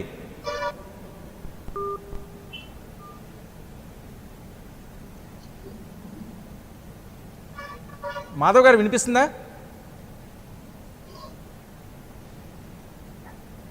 మాధవ్ గారు, రైట్. యశస్విని గారు, ఫోన్ లైన్ కట్ అయినట్టున్నది, మళ్ళీ ఆయన్ని తీసుకునే ప్రయత్నం చేద్దాం. యశస్విని గారు, చూస్తున్నారు ఈరోజు ఏ పార్టీకి ఆ పార్టీ, ఒక పక్క బీజేపీ ఏదో రకంగా టీడీపీ ప్లేస్ని భర్తీ చేయాలని చూస్తున్నది అని చెప్పి ఎవరికి నచ్చినట్లుగా వాళ్ళు మాట్లాడారు. అంటే అందరూ కూడా ఈరోజు జరుగుతున్న అంశాలన్నింటినీ కూడా సీరియస్గా తీసుకోకుండా ఎవరి తప్పు ఎంచుదామా అని చెప్పి మాట్లాడే పరిస్థితి అన్నట్లుగానే ఎవరికి వాళ్ళు మాట్లాడుకునే పరిస్థితి. గతంలో ఇష్యూది టీడీపీ గుళ్ళు పగలగొట్టలేదా, క్షుద్ర పూజలు చేయలేదా, ఏం చేశారని వీళ్ళు అడుగుతారు. అప్పుడు జరగలేదా ఈ కార్యక్రమాలు? అప్పుడు పెద్ద ఎత్తున ఆందోళన చేయని మీరు ఇప్పుడు ఎందుకు మాట్లాడుతున్నారు? మీరు ఏం చెప్తే అది మేము చేసాం కదా, ఎంక్వైరీ చేయమంటే ఎంక్వైరీ చేసాం కదా, కొద్ది టైం కావాలి, ఇమీడియట్గా అయిపోయేది కాదు కదా అని చెప్పి వాళ్ళు మాట్లాడుతున్నారు. టైం కావాలి అంటున్నారు, అది అడిగితే చెప్తే బాగుంటుంది. సీఎం ఎందుకు ఇంతవరకు రాలేదు? Why he's not out of the shell? ఎందుకు ఆయన బయటికి రాలేదు? ఎందుకు ఆయన మాట్లాడలేదు? అది వ్యాలిడ్ క్వశ్చన్ కాదండి. ఒకసారి కాదు, 2 సార్లు కంటిన్యూగా ఈ నెలలో కనీసం 4-5 ఇన్సిడెంట్స్ జరిగినాయి. ఆయన ఎందుకు రాలేదు? వచ్చి అందరినీ ధైర్యం చెప్పాలి కదా. If he's innocent, if he doesn't know anything, let him give the confidence to the public. అది ఇవ్వాలి, అది ఇవ్వలేదు. గత ప్రభుత్వం గురించి ఆయన క్వశ్చన్ చేస్తున్నారు వేరే ఈ పార్టీ, ఈ ప్రభుత్వం వాళ్ళు. అంటే వాళ్ళు పొరపాటు చేశారని ఇప్పుడు ఆయన బాగానే, టీడీపీ నాయకులు బాగానే ఒప్పుకున్నారు, మేము అలా చేశాం కాబట్టి మిమ్మల్ని ఎన్నుకున్నారు అన్నారు. అది బాగానే ఉంది. అట్లీస్ట్ అంటే నా వైపు నేను చూసుకోవాలి కదా. నేను 10 మందిని పాయింట్అవుట్ చేసే లోపల ఒక వేళ్ళు పెట్టి చేసేటప్పుడు 4 వేళ్ళు మనకి తిరిగి చూపెడతాయి. సో వాళ్ళు అలా చేసుకుని చెక్ అండ్ బ్యాలెన్స్గా కరెక్ట్ చేసుకుంటే బాగుంటుంది. కానీ మీరు తప్పు చేశారు కదా, నేను తప్పు చేస్తే తప్పేంటి అన్న సమర్థింపు చాలా తప్పది. ఇప్పుడు ఏంటంటే పిచ్చోడు చేతితో రాయబడినట్టు ఇలాగే ఉంది ఎక్స్ప్లెనేషన్. అంటే సీరియస్నెస్ లేదు, ఒక ఏమంటారు ఆ సెన్సిటివిటీ మీద కానీ ఆ వాల్యూస్ని కానీ ఎవరు కూడా గౌరవించడం లేదు. ఒక మతం అన్నప్పుడు మన హిందూ మతం అనే కాదు, ఒక ఇండియాలో మనకు కొన్ని మతాలు ఉన్నాయి, దాని రిలీజియన్స్ని, కాస్ట్ని అన్నిటిని మనం సేఫ్ గార్డ్ చేసి ప్రొటెక్ట్ చేయాలి. అంతే చులకనగా చూసి పక్కకి టేక్ ఇట్ ఫర్ రైడ్గా వెళ్ళిపోకూడదు. 1 మినిట్ యశస్విని గారు, మాధవ్ గారు కనెక్ట్ అయ్యారు. మాధవ్ గారు, గుడ్ ఈవినింగ్ అండి. మాధవ్ గారు, హలో. మాధవ్ గారు, గుడ్ ఈవినింగ్. మాధవ్ గారు వినిపిస్తుందా? హలో, చెప్పండి సార్. మాధవ్ గారు, ఈరోజు చెలో అంతర్వేది కార్యక్రమాన్ని చేపట్టారు. ఏం జరిగిందండి ఈరోజు అక్కడ? ఇవాళ మేము చెలో అమలాపురం కార్యక్రమాన్ని చేపట్టడం జరిగింది. మేము అనుకున్నట్టే అక్కడికి చేరటం జరిగింది. గంట స్తంభం దగ్గర చేరి మేము ధర్నా నిర్వహించుకున్నాం. అయితే పోలీసులు భారీ ఎత్తున మమ్మల్ని అరెస్ట్ చేయడం జరిగింది. అలాగే అరెస్ట్ చేసి మొత్తం తూర్పుగోదావరి జిల్లా అంతా తిప్పారు. సామలకోట తిప్పారు, పిఠాపురం, పెద్దాపురం అన్ని చోట్ల తిప్పి చివరికి తుని రూరల్ పోలీస్ స్టేషన్ దగ్గర భోజనాలు పెట్టారు. తర్వాత కోటనందూరు పోలీస్ స్టేషన్ లో ఉంచారు. ఇప్పుడే మమ్మల్ని విడుదల చేశారు. అయితే కేవలం అక్కడని కాదు, మొత్తం రాష్ట్ర వ్యాప్తంగా కూడా ఒక భయానక వాతావరణాన్ని రాష్ట్ర ప్రభుత్వం సృష్టించి అందరినీ కూడా హౌస్ అరెస్టులు చేయడం జరిగింది. అయితే మేము దీన్ని ఖండిస్తున్నాం. ముఖ్యంగా ప్రజాస్వామ్యంలో ఒక హక్కు ఉంది. మా యొక్క ప్రధాన డిమాండ్ ఏంటంటే, వరుస పెట్టిన ఒక దేవాలయం తర్వాత ఒక దేవాలయంలో ఇటువంటి దుర్ఘటనలు జరుగుతున్నాయి. అనేక రకాలుగా విధ్వంసకాండం జరుగుతున్నాయి, దగ్ధం జరుగుతున్నాయి. అయినా ప్రభుత్వం నిమ్మకు నీరెత్తినట్టుంది. రాష్ట్రంలో ఒక్క అరెస్ట్ కూడా చేయలేదు. ఎవరైతే ఈ అక్రమార్కులు ఉన్నారో, ఎవరైతే కుట్రదారులు ఉన్నారో వాళ్ళు ఒక్కరిని కూడా అరెస్ట్ చేయలేదు. అన్ని చోట్ల కూడా ఒక పిచ్చివాడు చేశాడు అని చెప్పి దాన్ని కంటి తుడుపు చర్యగా చేయాలనే ప్రయత్నం ఈ రాష్ట్ర ప్రభుత్వం చేస్తుంది. దాన్ని మేము తీవ్రంగా వ్యతిరేకిస్తున్నాం. అలాగే ఎవరైతే అక్కడికి వెళ్ళి నిరసన తెలియజేయడానికి వెళ్ళారో వాళ్ళ పైన అక్రమ కేసులు పెట్టడం జరిగింది. ఈ అక్రమ కేసులు 1 కాదు 2 కాదు కేసులు పెట్టడం జరిగింది. వాళ్ళకి బెయిల్ రాకుండా ప్రభుత్వం వాదించిన తీరు చూస్తే ఈ ప్రభుత్వానికి హిందూ ధర్మం పట్ల, హిందూ దేవాలయాల పట్ల ఎటువంటి వైఖరి ఉందో మనకి అవగతం అవుతుంది. ఆ విధంగా నిరసన తప్పకుండా పెద్ద దుర్ఘటన జరిగిన తర్వాత తప్పకుండా హిందువుల మనోభావాలు దెబ్బతిని అనేక ధార్మిక సంస్థలు దానిపైన పోరాటం చేయడానికి ముందుకు వస్తే వాళ్ళపైన ఈ అక్రమ కేసులు అయితే పెట్టారో వాటిని రాష్ట్ర ప్రభుత్వం బేషరతుగా ఉపసంహరించుకోమంటున్నాం. ఇవాళ సిబిఐ ఎంక్వైరీ సార్ స్వాగతిస్తున్నాం, మంచిదే. సిబిఐ ఎంక్వైరీ కొంత రిజల్ట్ వస్తుంది. ఈ లోపు మీరు చేయాల్సింది మొదటి అరెస్ట్ చేయాలి ఎవరైతే నిందితులున్నారో. దాని తర్వాత ఎవరైతే దాన్ని పోరాటం చేయడానికి వచ్చారో వాళ్ళకి కూడా సానుభూతి ప్రకటించి వాళ్ళ యొక్క కేసులు ఉపసంహరించుకోవాలి. ఈ విధంగా అక్రమ కేసులు పెట్టడం ఏదైతుందో దీన్ని మేము తీవ్రంగా నిరసిస్తున్నాం. రాష్ట్ర ప్రభుత్వం యొక్క హిందువుల వ్యతిరేక వైఖరిగా మేము భావిస్తున్నాం. కనుక రాష్ట్ర ప్రభుత్వానికి ఇంకా ఎక్కువ ఇదంతా బాధ్యత ఉంటుంది. ఎందుకంటే ఇవాళ జగన్మోహన్ రెడ్డి గారి పైన అనేక రకాల ఆరోపణలు ఉన్నాయి. ఈ సందర్భంలో ఆయన ఇంకా వీటిపైన చాలా సీరియస్ గా టేకప్ చేయాలని చెప్పి మా భావన. అయితే ఈ రాష్ట్ర ప్రభుత్వం యొక్క ఉదాహరణ ఇంకా ఎక్కువ పెరిగిపోతున్నాయి. మాధవ్ గారు ఒక్క విషయం, ఓకే, అక్రమ అరెస్టులు ఎవరిని చేశారో వాళ్ళని బేషరతుగా విడుదల చేయాలనేది ఓకే, మీ డిమాండ్ అక్కడ వరకు కూడా బాగానే ఉంది. ఎందుకంటే ఈ రోజు వాళ్ళ మనోభావాలు దెబ్బతిన్నాయి కాబట్టి ఓకే, అరెస్ట్ చేశారు కాబట్టి లా అండ్ ఆర్డర్ ప్రకారంగా అక్కడ అరెస్టులు చేశారు, వాళ్ళని బేషరతుగా విడుదల చేయాలి. అయితే సిబిఐ ఎంక్వైరీ చేయమని మీరు అందరూ కోరారు, ప్రభుత్వం సిబిఐ ఎంక్వైరీ చేసింది, దాని రిజల్ట్ వచ్చిందాకా వెయిట్ చేయొచ్చు కదా. ఈ చెలో అంతర్వేది ప్రోగ్రామ్, చెలో అమరావతి, చెలో అమలాపురం ప్రోగ్రాంలు గట్టా చేస్తే క్రౌడ్ పుల్ అయితే కరోనా సిచ్యువేషన్లో ఎవరు దానికి బాధ్యత వహిస్తారు? లేదు, ఇలాంటి ఇన్సిడెంట్లు జరిగినప్పుడు అక్కడ లా అండ్ ఆర్డర్ ఇష్యూలు చాలా ఎక్కువ వస్తుంటాయి. ఎందుకంటే మతానికి సంబంధించిన ఇష్యూ కాబట్టి ఎవరన్నా అందులో 2-3 అల్లర మూకలు ఉన్నా కావాలని మతశక్తుల్ని రెచ్చగొట్టడానికి ఎవరైనా ఇన్వాల్వ్ అయినా అక్కడ పరిస్థితి ఏంటండి? ఈ టైంలో చెలో అమలాపురం కరెక్టా? మేము అంటే చెలో అమలాపురం అనేది ఒక తాత్కాలికంగా ఓన్లీ పార్లమెంట్ చేయాలని చెప్పాలి, నిర్ణయం తీసుకున్నాం. అది కూడా కోవిడ్ నిబంధనల నేపథ్యంలో చేయాలని చెప్పారు. ఎందుకంటే ఒక సంఘటన తర్వాత ఇంకో సంఘటన జరుగుతుంది కాబట్టి. అయితే సిబిఐ ఎంక్వైరీ ముఖ్యమైన సిబిఐ ఎంక్వైరీలో ఎలా జరిగింది అనే విషయం బయటకు వస్తుంది. అయితే మేము చేస్తున్నది ముఖ్యంగా అంతర్వేది దుర్ఘటన నేపథ్యంలో ఎవరినైతే అరెస్ట్ చేశారో వాళ్ళపైన పెట్టిన కేసులు విత్డ్రా చేయాలి. కేసులు ఎందుకు పెట్టారు, ఎన్ని కేసులు పెట్టాల్సిన అవసరం ఏముంది? తప్పకుండా ప్రభుత్వం అవుతారు. పక్కన లో పోస్ట్ పెట్టి ఆ పోస్ట్ ని షేర్ చేసి చెప్పి ఆ ఎమ్మెల్యేని మొత్తం ఆ ఊర్లో ఉండే వాహనాలను దగ్ధం చేస్తారు. అది ఆ విధంగా చేయరు కదా. ఇక్కడ హిందువులు ప్లస్ భారతీయ జనతా పార్టీ శాంతియుతంగా కార్యక్రమాలు చేస్తారు. జరిగిన తర్వాత ప్రభుత్వం ఉదాసీన వైఖరి కారణంగా ఒకరిని అరెస్ట్ చేయకుండా పిచ్చివాడికి తెలియని వాళ్ళు చెప్పడం, దాని తర్వాత ఇన్ని కేసులు పెట్టడం ఇవాళ మేము అడుగుతుంది బేషరతుగా కేసులు తీయాలని కోరుకుంటున్నాం. విషయం మీరు చెప్పారు.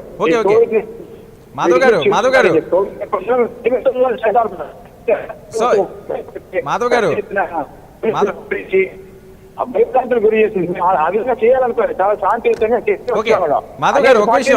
స్వయంగా వైసీపీ కూడా అమలు విపరీతంగా జనాలు పిలిచి చేస్తున్న ఆ విధంగా చేయాలి. మాధవ్ గారు, ఎంతమంది గ్యాదర్ అయ్యారండి ఈరోజు అమలాపురంలో మీరు ఇచ్చిన పిలుపుకి? రైట్, అశోక్ బాబు గారు, రైట్, కన్నబాబురాజు గారు చెప్పండి ప్లీజ్. ఆంజనేయ రెడ్డి గారు 1 minute అండి. కన్నబాబురాజు గారు, ఆంజనేయ రెడ్డి గారు ప్లీజ్. వర్మ గారు ఇందాక టీడీపీ నాయకులు మాట్లాడుతూ సోమవీర్రాజు గారు మాట్లాడడం అది అవమానించినట్టు అవుతుంది అని వారు మాట్లాడడాన్ని నేను విభేదిస్తున్నాను. సోమవీర్రాజు గారిని ఎవరిని అవమానించడం కోసం మాట్లాడలేదు. ఆయన ఈ రోజు ఈ యొక్క సంఘటనలు జరిగిన సంఘటనల విషయంలో ప్రధాన ప్రతిపక్షం లాగా మేము మాట్లాడుతున్నాము. మేమే ప్రధాన ప్రతిపక్షము, మేము ఈ సమస్య తీవ్రంగా తీసుకొని మేము పనిచేస్తున్నాం అనే ఉద్దేశంతో వాళ్ళు చెప్పారు. కానీ ఎవరిని అవమానించాలని కాదు, వారి నాయకులను అవమానించాలని కాదు, వారిని కూడా అవమానించాలని కాదు. ఈ అవమానించింది మనకు తెలుసు. తెలుగుదేశం అధికారంలో ఉన్నప్పుడు ఆఖరి నిమిషంలో నరేంద్ర మోడీ గారిని, ప్రధానమంత్రి గారిని వ్యక్తిగతంగా ఏ విధంగా మాట్లాడారు, ఈ రాష్ట్ర ముఖ్యమంత్రి ఏ విధంగా అవమానించారో అది ఎందుకంటే రాష్ట్ర ప్రజలకు తెలుసు. నేను వారికి ఏం చెప్తున్నానంటే ఎవరిని అవమానించడం కోసం మా పార్టీని మేము ప్రధాన ప్రతిపక్షంగా భావించి పనిచేస్తున్న ఈ సంఘటనల మీద అనేది ఆ యొక్క ఉద్దేశంతో చెప్పాను. కానీ సోమవీర్రాజు గారి మీద ఆయన అవమానించడానికి మాట్లాడాలని నేను విభేదిస్తున్నాను. ఓకే ఓకే ఓకే కన్నబాబురాజు గారు రైట్. మరో విషయానికి వస్తే న్యాయ వ్యవస్థ మీద ఎందుకు అంత అసహనం వ్యక్తం చేస్తున్నారండి మీ ప్రభుత్వంలో కొంతమంది? విజయసాయి రెడ్డి గారు పబ్లిక్గానే మాట్లాడే పరిస్థితి ఏం జరుగుతుంది? ఏంటి న్యాయ వ్యవస్థను కూడా వేలెత్తి చూపే పరిస్థితి ఎందుకు వచ్చింది? మొన్న సరే నేను చెప్పాను, ఎందుకంటే నేను మాట్లాడకూడదు కానీ న్యాయ వ్యవస్థ గురించి నేను మాట్లాడాను. కానీ ఇవాళ కొద్ది రోజులు మీ ఎంపీ గారే మాట్లాడుతున్నారు కదండి, మీరు మాట్లాడడానికి ఏముంది? మీరు రాజ్యసభ సభ్యులే మాట్లాడుతున్నారు. మాట్లాడుతున్నారు ఇక మాట్లాడే పరిస్థితి తీసుకొచ్చారు వాళ్ళు ఆ విధంగా. ఎందుకంటే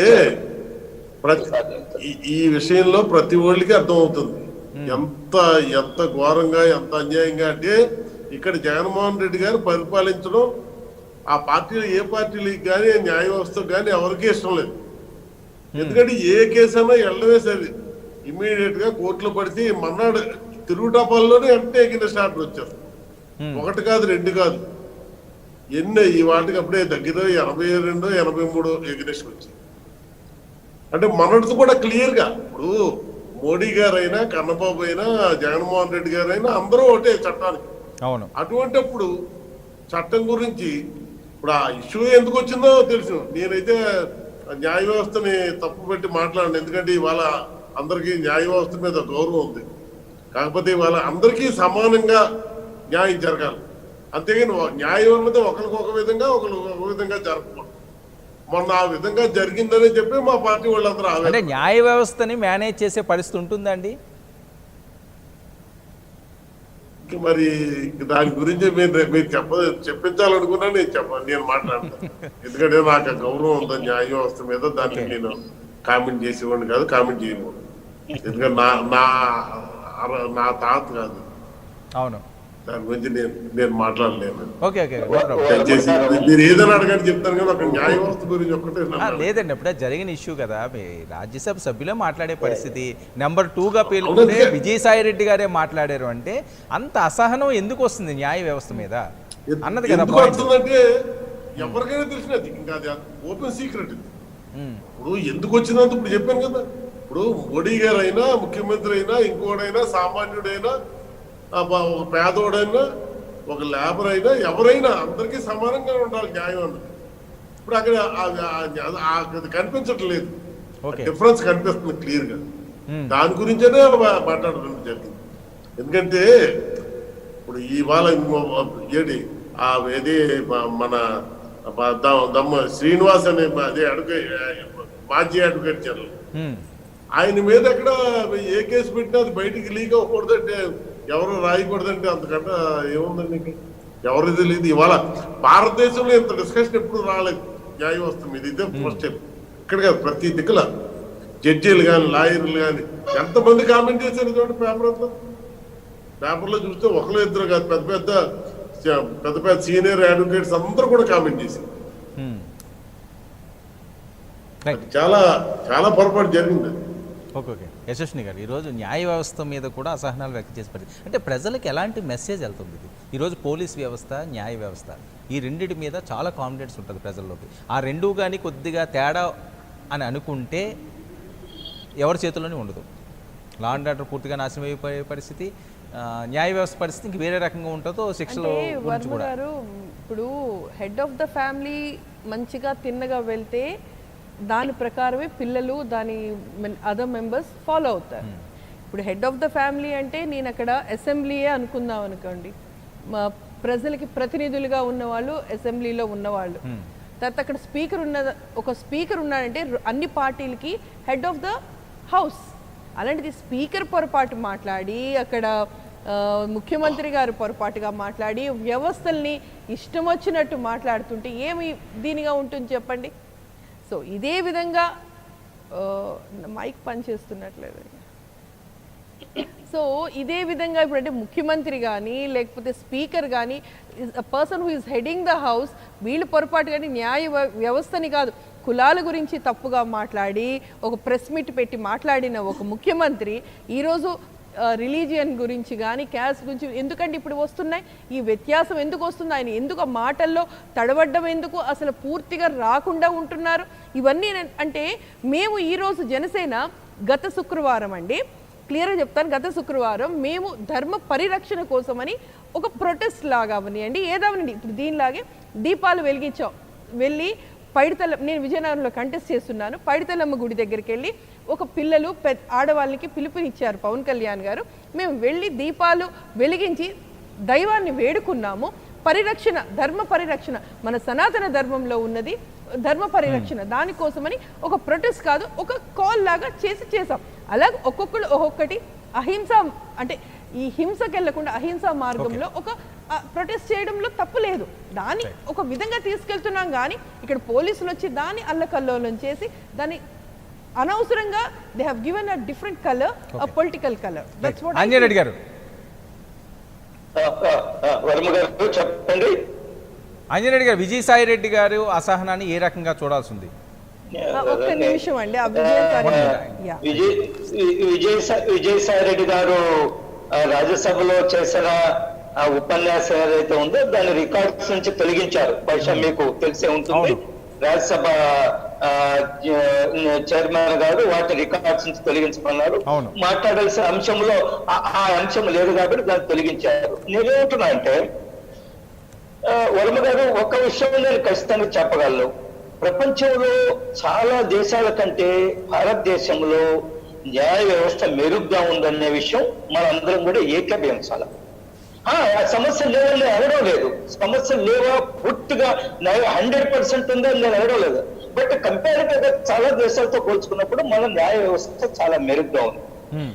కోర్టులు ఇచ్చే తీర్పుల మీద చర్చించవచ్చు అని అనుమానం లేదు, కానీ జడ్జిలకి ఏదో ఆపాదించడం, దురుద్దేశాలు ఆపాదించడం అనేది అది అనుమతించదు, న్యాయ వ్యవస్థ కూడా అనుమతించదు. ఈ రోజు మన హైకోర్టు చెప్పిన గ్యాగ్ ఆర్డర్ ఏదైతే ఉందో మీరు మాట్లాడడానికి లేదు అనేది ఖచ్చితంగా మన అందరం కూడా దాన్ని చర్చించవచ్చు. దాన్ని కరెక్ట్ కాదని చెప్తున్నారు. దేశంలో చాలా మంది గట్టి లీగల్ లుమినరీస్ కూడా దాని మీద వ్యాఖ్యలు చేశారు. కానీ అదే సమయంలో మొత్తం న్యాయ వ్యవస్థ అంతా తప్పు, మొత్తం రాష్ట్ర ప్రభుత్వానికి వ్యతిరేకంగా పనిచేస్తుందనే విషయాన్ని నేను ఏకీభవించడం లేదు. ఈ రాష్ట్ర ప్రభుత్వం చేస్తున్న తప్పు అనేక అంశాల్లో హైకోర్టు, సుప్రీంకోర్టు ఎత్తి చూపించింది. ఈ రాష్ట్ర ప్రభుత్వానికి అనుకూలంగా కూడా మన సుప్రీంకోర్టు చెప్పింది కదా, స్వర్ణ ప్యాలెస్ విషయంలో నేను ఏమంటున్నా అంటే మనం న్యాయ వ్యవస్థల గురించి చర్చలో తప్పులేదు. అదే సమయంలో జడ్జిలకి దురుద్దేశాలు ఆపాదించడం ఏమాత్రం సమంజసం రావాలా, సంస్కరణ రావాలా, అన్ని సంస్కరణలు కూడా రావాలి. ఈ దేశంలో మార్పు ప్రారంభమైంది, అన్ని వ్యవస్థలో మార్పు సంస్కరణలు కూడా వస్తాయి ఖచ్చితంగా మిగతా దేశాలు. Okay, thank you Anjay Reddy garu చర్చలో పాల్గొన్నందుకు. అశోక్ బాబు గారు చెప్పండి. వర్మ గారు, విజయసాయి రెడ్డి గారు పార్లమెంట్ సాక్షిగా మాట్లాడిన మాటలు ఈరోజు న్యాయ వ్యవస్థపై తీవ్ర అసహనాన్ని ఆయన వ్యక్తం చేయడం జరుగుతుంది. ఆయనే కాదు, గతంలో స్పీకర్ తమ్మినేని కూడా, సీతారాం కూడా ఈ రకంగానే మాట్లాడే పరిస్థితి. అంటే ప్రజలకి ఎలాంటి మెసేజ్ వెళ్తుందండి? ఒక ఫెనటిక్ యాటిట్యూడ్ ఉన్న వాళ్ళు ఎందుకంటే ఏం చేయలేరు. ఎందుకంటే స్పీకర్ మాట్లాడింది మనం చూసాం, ఈయన మాట్లాడింది చూసాం, లేదంటే కొంతమంది వాళ్ళ ఎంపీలు గతంలో రామ్మోహన్ నాయుడు మీద అటాక్ చేయడానికి వెళ్ళింది మనం చూసాం. అంటే వాళ్ళకి ఏంటంటే మాకు 151 సీట్లు వచ్చినాయి, 22 ఎంపీ సీట్లు వచ్చినాయి కాబట్టి వీఆర్ అబోవ్ కాన్స్టిట్యూషన్ అనే ఒక రకమైన ఈగో, ఫెనటిక్ ఈగోలో ఉన్నారు వాళ్ళు. రెండోది all are criminals, chief minister, Vijayasai Reddy వీళ్ళంతా క్రిమినల్స్, A1 A2లో ఉండి వాళ్ళు బెయిల్ మీద తిరుగుతున్నారు. అంటే బెయిల్ ఎవరు ఇచ్చారు? కోర్టు ఇచ్చింది. మరి ఆ రోజు మా బెయిల్ నేను డిబేట్లో కూడా అదే చెప్పాను. వర్మ గారు, అంబటి రాంబాబు గారు మాట్లాడుతుంటే ఆయనకు ఛాలెంజ్ చేశాను. మేము మా నాయకుడితో చెప్పి ఒక లెటర్ ఇప్పిస్తాం అమరావతి భూముల మీద సిబిఐ ఎంక్వైరీ ఏమని.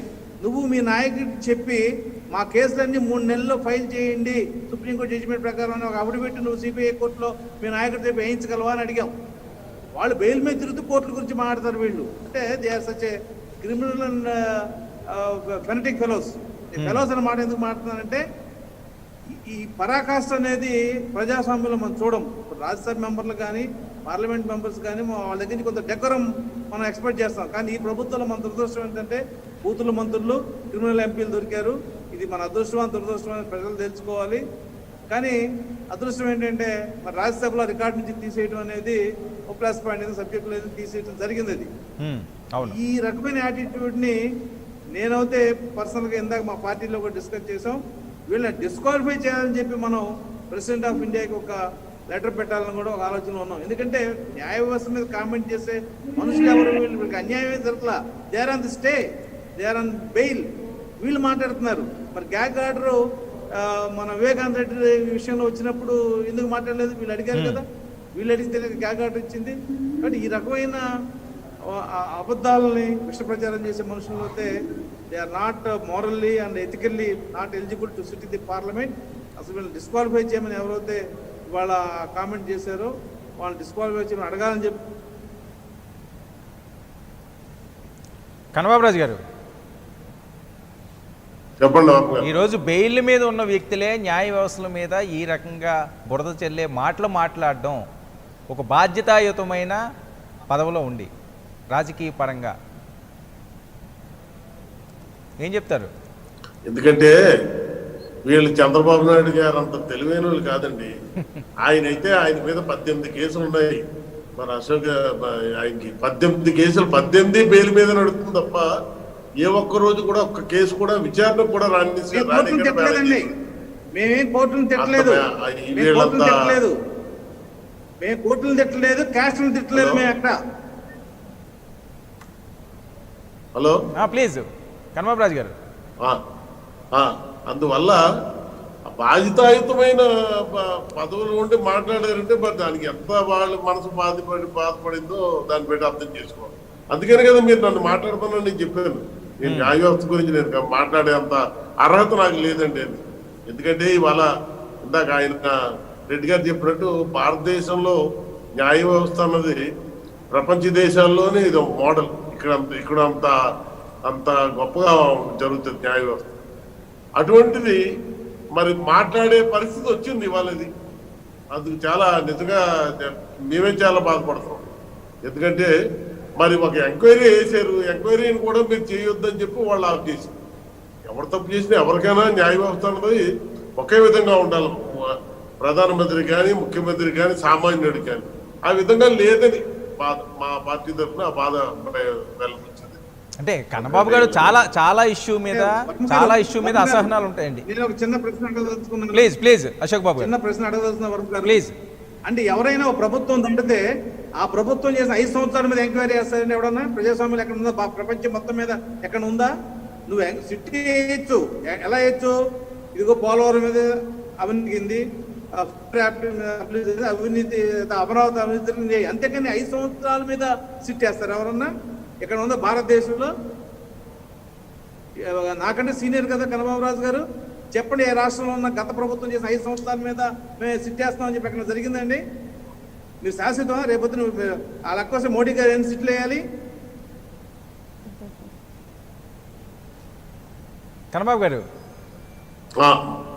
మొన్న వేసింది 5 సంవత్సరాల మీద అంటే ఇది ఈ 5 సంవత్సరాలు 2015లోనూ 16లోనూ జరిగింది. ఏది అమరావతి భూ స్కామ్ అన్నది అక్కడి నుంచి స్టార్ట్ అయ్యింది. అక్కడి నుంచి 19 దాకా జరుగుతూనే ఉంది. ఫస్ట్ జరిగింది కొన్ని దగ్గర 4000 ఎకరాలు చిల్లర ఎంతో, అది ప్రూఫ్ తో సహా ఎవిడెన్స్ తో సహా ఉన్నది. అది ఎక్కడ రిజిస్ట్రేషన్ అయింది, ఏమైంది, ఇదంతా అనౌన్స్ జరిగింది. దాని గురించేనే మెయిన్ అదే, దాని గురించేనే. అది కూడా కేవలం అనుయాయులు కానీ దగ్గర వాళ్ళు కానీ వాళ్ళే ఎక్కడో రాయలసీమ లేకపోతే చుట్టుపక్కల ఉన్న వాళ్ళు ఇదందరికీ చంద్రబాబు నాయుడు లేకపోతే లోకేష్ గారు కోటయ్యే కొనుక్కున్నారు. అవన్నీ దాని గురించేనే వేసేది. మెయిన్ ఎంక్వైరీ దాని గురించేనే వేసే సిట్ ఎంక్వైరీ చేసింది. దాన్ని కూడా ఆఫ్ చేసారు కదా. ఎందుకంటే ఆయన అదృష్టం ఏంటో మరి జాతకులు ఏమి రాశారు కానీ ఆయన మీద చంద్రబాబు నాయుడు. ఎందుకంటే 18 కేసులు, 18 కూడా స్టే సంవత్సరాల ఏ ఒక్కటి కూడా ఆయన మీద ఎంక్వైరీ జరగదు. మరి ఆయన అదృష్టం అది. కన్నబాబు రాజు గారు కన్నబాబురాజు గారు ఒక్క విషయం, ఇప్పుడు చాలా ఇష్యూస్ మీద ప్రతి ఒక్కరికి అసహనాలు ఉంటాయి. అసహనం లేని మనిషి అంటూ ఉండడు. ఏ స్టేజ్లో ఉన్నవాళ్ళు ఆ స్టేజ్లో. కానీ బాధ్యతాయుతమైన ఒక పదవిలో ఉండి ఒక పొజిషన్లో ఉన్న వాళ్ళు ఈ రకంగా బహిర్గతంగా అసహనాలు వ్యక్తం చేస్తే ప్రజలకు ఎలాంటి మెసేజ్ ఇస్తారు? ఏం మెసేజ్ మీరు ఇవ్వాల్సి ఉంది, ఎలాంటి మెసేజ్లు పంపిస్తున్నారు అన్నది ప్రధానంగా ఇక్కడ పాయింట్. మీరు డైరెక్ట్గా ఈ ప్రశ్న అడగవలసింది విజయసాయి రెడ్డి గారిని. ఎందుకంటే నేను ముందే చెప్పాను మీకు, ఇది దీని మీద న్యాయ వ్యవస్థ గురించి నేను అసలు మాట్లాడనండి. అది నాకు రైట్. ఓకే అండి, 1 minute. ఇక్కడ ఎవరు ఏ నాయకుడు కూడా నేను ధైర్యంగా చెప్పగలండి, ఏ నాయకులు ఇక్కడ ధర్మాన్ని గురించి జ్యుడిషియరీ గురించి ఎవ్వరు మాట్లాడడానికి లేదండి. ఎందుకంటే it is about to everybody. ఎక్కడో ఒకటి రెండు ఉంటాయంటే ఇట్స్ అబౌట్ టు ఎవ్రీబడి. అది డాట్ చేసుకోవాలండి. కాకపోతే ఇప్పుడు మీకు అన్ని కేసులు ఉన్నాయి, వీళ్ళకి అన్ని కేసులు ఉన్నాయని వాళ్ళు చెప్పుకుంటున్నారు ఇప్పుడు నాయకులందరూ, ప్యానెల్లో ఉన్న వాళ్ళు. అయితే నేను ఒకటే చెప్తున్నా, సుప్రీంకోర్టు లేటెస్ట్గా దాని గురించి ఒకటి చెప్పింది. ప్రతి ఒక్కరు పొలిటీషియన్స్, ఎస్పెషలీ పొలిటీషియన్స్, ఈ సంవత్సరం 2020లో కరోనా పోదో తెలియదు కానీ మొత్తం ట్రాష్ అంతా ఎవరెవరైతే ఏముందో సుప్రీంకోర్టు క్లియర్గా చెప్పింది. అందరినీ తీసిపడేమంది, కేసులన్నీ క్లోజ్ చేసేమంది. సో ఇక నుంచి డెఫినెట్గా ఇది వ్యవసాయం అవుతుంది. డెఫినెట్గా ఈ ఏమంటారు కలుపు మొక్కలన్నీ ఎగిరిపోతాయండి ఈ సుప్రీంకోర్టు డెసిషన్ వల్ల. తప్పకుండా మనకి న్యాయం అవుతుంది. ఎగ్జాంపుల్ మీరు అంటున్నారు కదా, ప్రజలకు వీళ్ళు ఏం ఎగ్జాంపుల్ ఇస్తున్నారంటే, కంటెంప్ట్ ఆఫ్ కోర్ట్ అంటే భయం ఉండేది మొన్నటి వరకు. ఇప్పుడు మన ముఖ్యమంత్రి గారు లేకపోతే ప్రభుత్వంలో ఉన్న ఆఫీసర్లు కంటెంప్ట్ ఆఫ్ కోర్ట్ అంటే భయం లేకుండా ఉన్నారు. అంటే ప్రభుత్వమే మన ఒక కోర్టుని అదేంటి ఒబీడియంట్గా లేకపోతే మనం కూడా చెయ్యొచ్చు అన్న ఒక ఉదాహరణ ఇస్తుంది ఈ ప్రభుత్వం. ప్రభుత్వంలో ఉన్న వ్యక్తే కేసుల్లో ఉంటే మనం కూడా కోర్టులకు వెళ్ళి జైలుకి వెళ్తే తప్పు కాదు అని చెప్తుంది. ఇదొక ఎగ్జాంపుల్. అలాగా number of examples all leads to the worst of the bay. అంతే తప్పితే ఈ రోజు అంటే అది ముఖ్యమంత్రి చేస్తే తప్పు లేదు, లేకపోతే ఆఫీసర్లు చేస్తే తప్పు లేనప్పుడు మనం చేస్తే తప్పేంటి అన్న ఎగ్జాంపుల్ తప్పితే కొత్తగా వీళ్ళు ఏం ఎగ్జాంపుల్స్ ఇవ్వడం లేదు.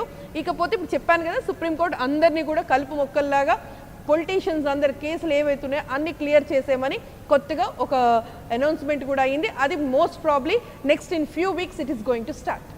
అది that's a great thing we are achieving. జ్యుడిషియరీని ఎవరు వేళ్ళు పెట్టి ఎత్తి చూపించేది లేదు, చూపించడానికి కూడా లేదు. 1-2 ఉంటాయి, that is definitely that penalise అవుతుంది. దానికి వాళ్ళకి చేసే వాళ్ళకి శిక్షలు కూడా పడుతున్నాయి. మనందరూ అంటే జ్యుడిషియల్ని కూడా ఈరోజు రాజకీయ పరంగా రాజకీయ పార్టీల చుట్టూ తిప్పుకునే పరిస్థితి. ఆ పార్టీ ఆ నేత ఇంతమందిని మేనేజ్ చేస్తాడు, ఇంతమందిని మేనేజ్ చేస్తారంటే అది ప్రజల్లో అది వేరే రకంగా వెళ్ళే పరిస్థితి ఉంటుంది కదా. అంటే ప్రజల్లో వెళ్తుంది.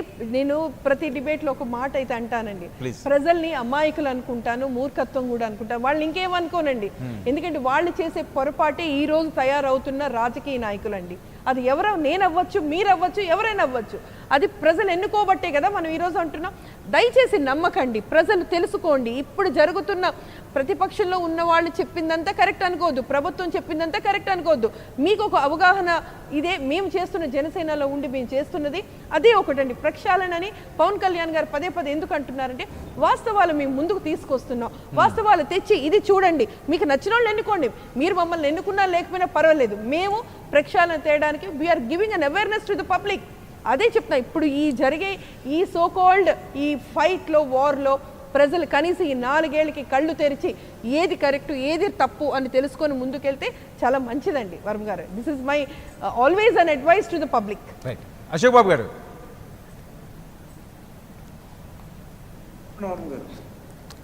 అశోక్ బాబు గారు వినిపిస్తుందా? వినిపిస్తుంది, చెప్పండి. రైట్. అశోక్ బాబు గారు, ఎక్కువగా వినిపించేది తెలుగుదేశం పార్టీ ఈ రకంగా ఎక్కువ మేనేజ్ చేస్తుంది, ఎలాంటి కేసులు వాళ్ళ మీద పడ్డా సరే అవేవి కూడా వాళ్ళ దరిదాపులకు రావు అని చెప్పి ఎప్పటి నుంచో ఒక వాయిస్ వస్తుంటుందండి. ఎందుకు ప్రధానంగా మీ పార్టీ మీదే ఈ రకమైన వాయిస్ ఎక్కువగా ప్రజలు వినిపిస్తుంటుంది? అది ఎవరు చెప్తున్నారండి? ప్రతిపక్షాలు అంటుంటాయి, జరుగుతున్న అంశాలని ఎప్పుడు చెప్పినా సరే బాబు గారు బాగా మేనేజ్ చేస్తారు అంటారు. అయితే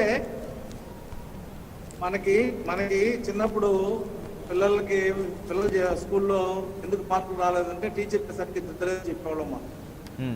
అలా ఉండదు ఇది కూడా. ఎవరన్నా హైకోర్టులో కానీ సుప్రీం కోర్టులో కానీ మేనేజ్ చేసిన పరిస్థితి ఉంటుందండి.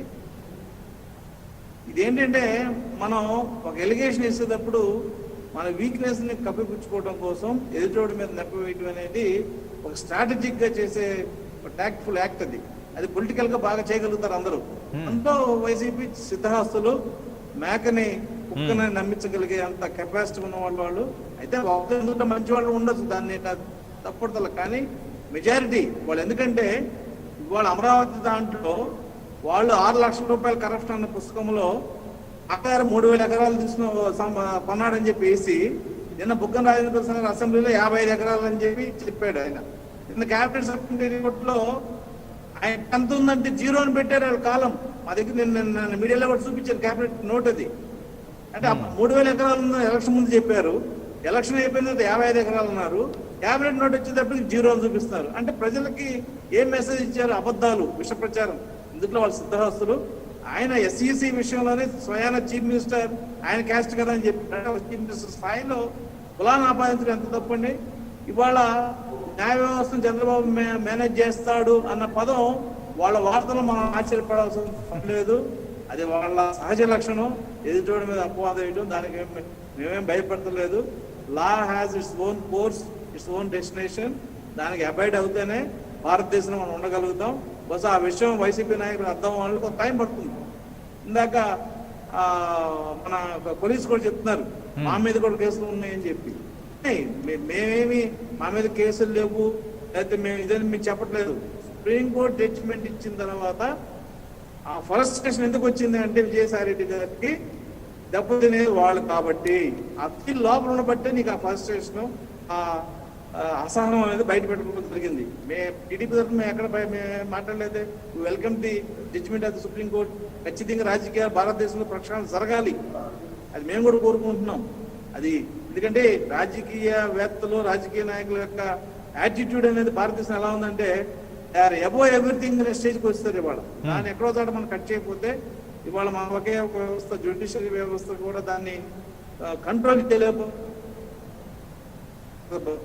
నియర్ ఫ్యూచర్ లో.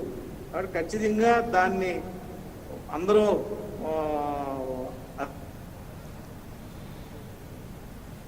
అశోక్ బాబు గారు రైట్. తులసిరెడ్డి రైట్ 1 మినిట్ అండి. అశోక్ బాబు గారు, తులసిరెడ్డి గారు కాంగ్రెస్ పార్టీ వర్కింగ్ ప్రెసిడెంట్ మనతో పాటుగా లైవ్లో జాయిన్ అయ్యారు. తులసిరెడ్డి గారు నమస్తే. నమస్తే. తులసిరెడ్డి గారు, ఎలా చూడాల్సింది? విజయసాయి రెడ్డి గారు చేసిన కామెంట్స్ ఈరోజు కలకలం రేపుతుంది. న్యాయ వ్యవస్థపై వాళ్ళు అసహనాన్ని వ్యక్తం చేస్తున్నారు. అసలు న్యాయ వ్యవస్థనే రాజకీయ పార్టీలు మేనేజ్ చేసే పరిస్థితి ఉంటుందా? పదే పదే ఎందుకు ఇలా మాట్లాడవలసి వస్తుంది? ప్రజల్లో దీని మీద చాలా అసహనం వ్యక్తం అవుతుంది. ఇదంతా నిజమా కాదా అని ఒక కన్ఫ్యూజ్లో కూడా వాళ్ళు ఉన్నారు. ఇది ఆడలేక మధ్యలో ఓడు అన్నట్టుంది. పరిపాలన చేతగాక కోర్టుల మీద అబాండాలు వేయడం అనేది. ఇప్పుడు ఇది సుప్రీంకోర్టు ఉంది కదా, మన వ్యవస్థలోనే మేజిస్ట్రేట్ కోర్టు, జిల్లా కోర్టు, హైకోర్టు, సుప్రీంకోర్టు, దాంట్లో సింగిల్ జడ్జి, ధర్మాసనాలు ఇవన్నీ ఉండేది ఎందుకోసము? మీకు వేరే ఆప్షన్ ఉంది కదా. హైకోర్టు మన అనేక కేసుల్లో సుప్రీంకోర్టు పోయారు, దీంట్లో కూడా పోండి. మీకు సుప్రీంకోర్టు పోయే అవకాశం ఉండగా ఈ విధంగా వచ్చేసి వ్యాఖ్యానించడం అనేది ఇది చేతగానే వ్యవహారం. ఇప్పుడు మీకు ఒక్కరికే వ్యతిరేకంగా వచ్చినాయా? గతంలో ప్రపంచ నాయకురాలు ఇందిరాగాంధీకి వ్యతిరేకంగా కోర్టు తీర్పులు ఇచ్చినాయి.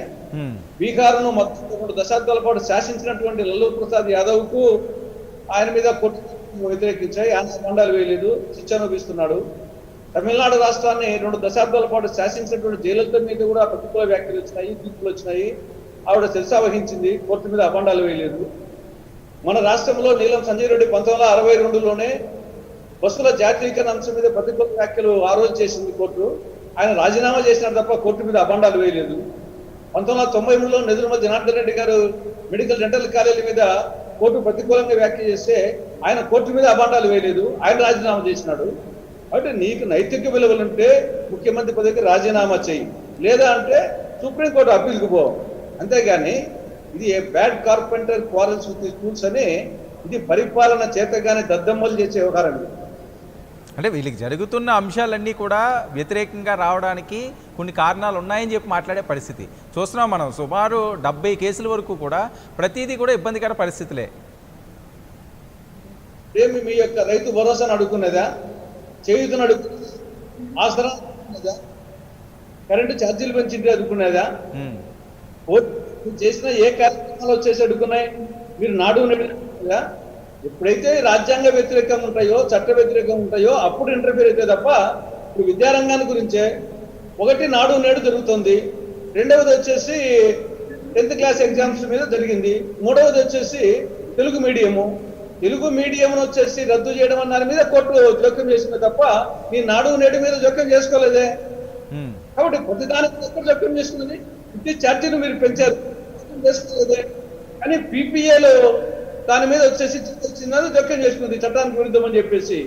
కాబట్టి ఎక్కడైతే రాజ్యాంగబద్ధంగా ఏదైనా సరే ఒక చట్టం కానీ ఒక ఆర్డినెన్స్ కానీ రాజ్యాంగబద్ధంగా ఉండాలా, ఒక జీవో అనేది చట్టబద్ధంగా ఉండాలా. ఎప్పుడు జీవోలు చట్టబద్ధంగా లేవో, ఎప్పుడు చట్టాలు ఆర్డినెన్స్ రాజ్యాంగబద్ధంగా లేవో అప్పుడు వచ్చేసి డెఫినెట్ గా కోర్టులో జోక్యం చేసుకుంటాయి. అది ఇప్పుడే కాదు, గతంలో ఎన్టీ రామారావు గారి పీఠలో జోక్యం చేసుకున్నాయి, నీలం సంజీవ్ రెడ్డి గారి పీఠలో జోక్యం చేసుకున్నాయి, ఇందిరాగాంధీ గారి పీఠ జోక్యం చేసుకున్నాయి.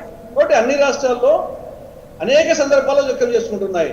కాబట్టి ఇక్కడ మీరు ఒక చట్టం చేసేటప్పుడు కానీ ఒక జీవో చేసేటప్పుడు కానీ రాజ్యాంగబద్ధంగా చట్టబద్ధంగా చెప్పేసి 1కి 10 సార్లు ఎందుకు లా డిపార్ట్మెంట్కి పంపించేది? ప్రతిదాని ఒక జీవోని కానీ ఒక చట్టాన్ని కానీ లా డిపార్ట్మెంట్ పంపించేది దీనికోసమే వచ్చేసి. కాబట్టి రాజ్యాంగబద్ధంగా చట్టబద్ధంగా ఉందా లేదా అంతే తప్ప మాకు నచ్చిందే చెప్పేసి నాకు పురిలో పుట్టిందే అనుకుంటే కుదరదు. అందుకు జరుగుతున్నాయి తప్పని వచ్చేసి మీరు అన్నింటినీ కొట్టేయలేదు చెప్పినట్టు మీ యొక్క పథకాలను ఏ పథకాన్ని కొట్టేస్తుంది హైకోర్టు? కాబట్టి మీరు ఆ టైపులో యాంగిల్ ఆలోచించాలా. ఇప్పటికైనా మీకు సుప్రీంకోర్టు ఉంది కదా, మీరు సుప్రీంకోర్టు పోయే అవకాశం ఉంది కదా. మీరు గతంలో రమేష్ కుమార్ విషయంలో, మిగతా తెలుగు మీడియం విషయంలో అన్నిట్లో పోతున్నారు కదా, ఇప్పుడు పోండి. కాబట్టి ఇది ఏ విధంగా వచ్చేసి గతంలో ఒక చిన్న కోర్టులో ఉండగానే సబ్ జ్యుడిషియల్ అని చెప్పేసి ఈవెన్ అసెంబ్లీలో పార్లమెంట్ లో కానీ మాట్లాడే వాళ్ళు కాదు, చర్చా వేదికల్లో మాట్లాడే వాళ్ళు కాదు. తర్వాత ఈవెన్ అన్పార్లమెంటరీ వస్తున్నాయి. గతంలో ఈ ఎలక్ట్రానిక్ మీడియా, సోషల్ మీడియా లేని రోజుల్లో ప్రింట్ మీడియాలో అంతకుముందు అసెంబ్లీలో పార్లమెంట్ లో జరిగిన ప్రొసీడింగ్స్ లో అన్పార్లమెంటరీ వర్డ్స్ వస్తే అవి స్పీకర్ గానీ చైర్మన్ గానీ తీసేసి అవి నెక్స్ట్ డే ప్రింట్ మీడియాలో ప్రింట్ అయ్యేటి. ఈవెన్ మరి ఒక స్పీకర్ కు ఒక అసెంబ్లీలో కౌన్సిల్లో రాజ్యసభలో చైర్మన్ కూడా కొన్ని అన్పార్లమెంటరీ వర్డ్స్ తీసేసే విధం వచ్చేసి ఉంది. అలాంటిది వచ్చేసి దీంట్లో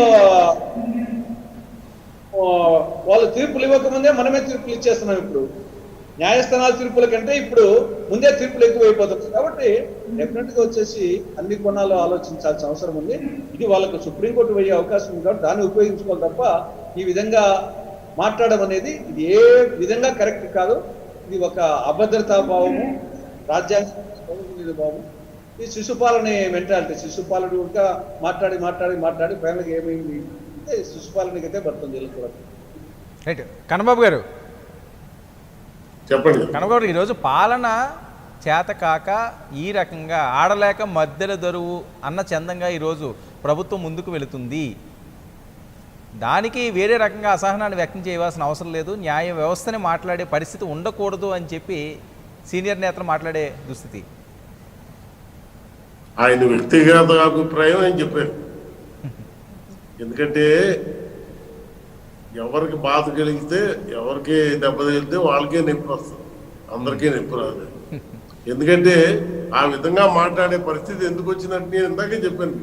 నెక్స్ట్ టైం వచ్చినప్పుడు డైరెక్ట్ గానే ఒకసారి విజయసాయి రెడ్డి గారితో మీరు ఇంటర్వ్యూ తీసుకొని మాట్లాడండి మీరు అని.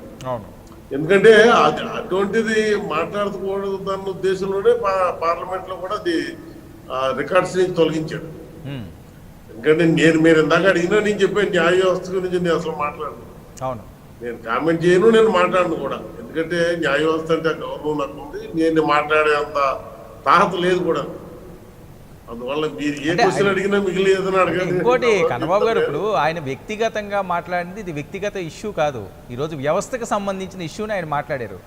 అందువల్ల మన డిబేట్ పాయింట్ అయింది. అది ఆయన వ్యక్తిగతంగా ఏం మాట్లాడొచ్చు, కానీ ఇది వ్యవస్థకు సంబంధించింది. కోట్లాది మంది ప్రజలు సంబంధించింది. దాని గురించి మీరు క్వశ్చన్ చేసినా దాని గురించి మాట్లాడడానికి ఎవరు ఇష్టపడరు. రైట్. అమరావతి మీద మీ స్టాండ్ ఏంటంటే ఇందాక అశోక్ బాబు గారు కూడా ఆ పాయింట్ని తీసుకురావడం జరిగింది.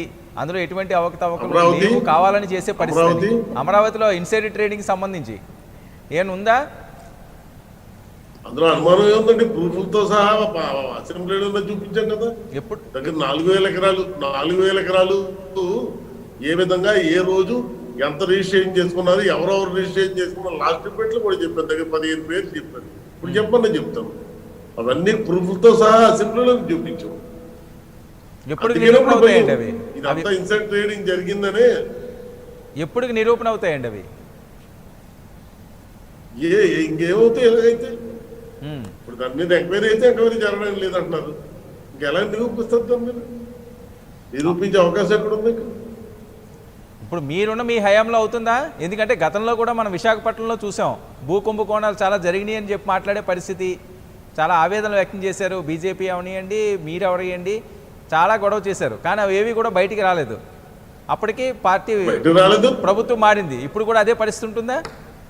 ఇప్పుడు తర్వాత మళ్ళీ సిట్ వేసారు కదా. సిట్ ఎంక్వైరీ ఇంకా సిట్లు అలా వేస్తూనే ఉంటారండి. ఇంకా సిట్ స్టాండే తప్పించి దానికి ఒక సొల్యూషన్ ఉండాలి కదండి.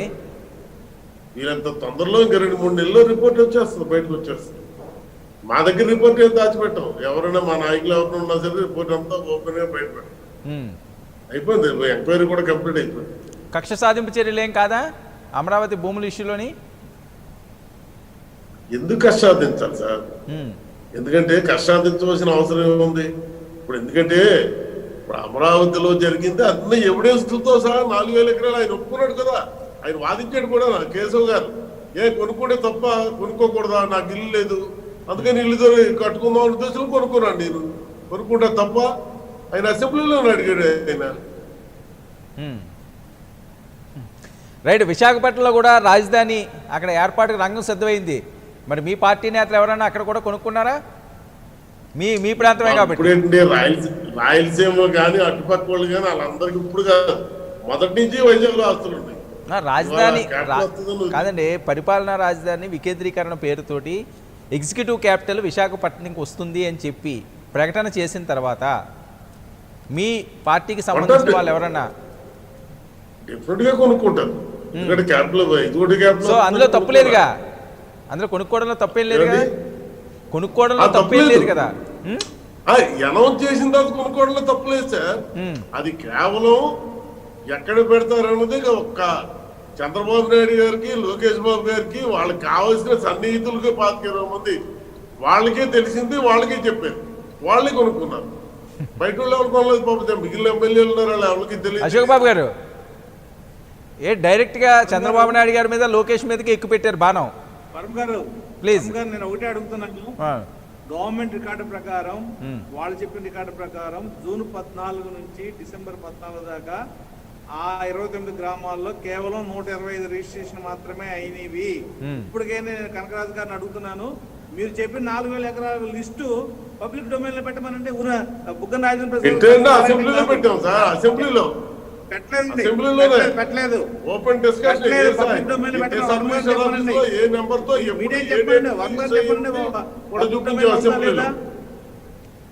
నా దగ్గర కేబినెట్ నోట్ ఉంది, కాపీ ఉంది. అందుట్లో మీరు నారాయణ గారి ఇష్యూ తీసుకోండి. 3,000 ఎకరాలు అని చెప్పి మీరు పుస్తకంలో వేసి 55 ఎకరాలు అని చెప్పి అసెంబ్లీలో చెప్పి కేబినెట్ నోట్ లో 0 పెట్టారు మీరు. ఆ రిపోర్ట్ నా దగ్గర కావాలి, మీకు పంపిస్తాను పోస్ట్ లో.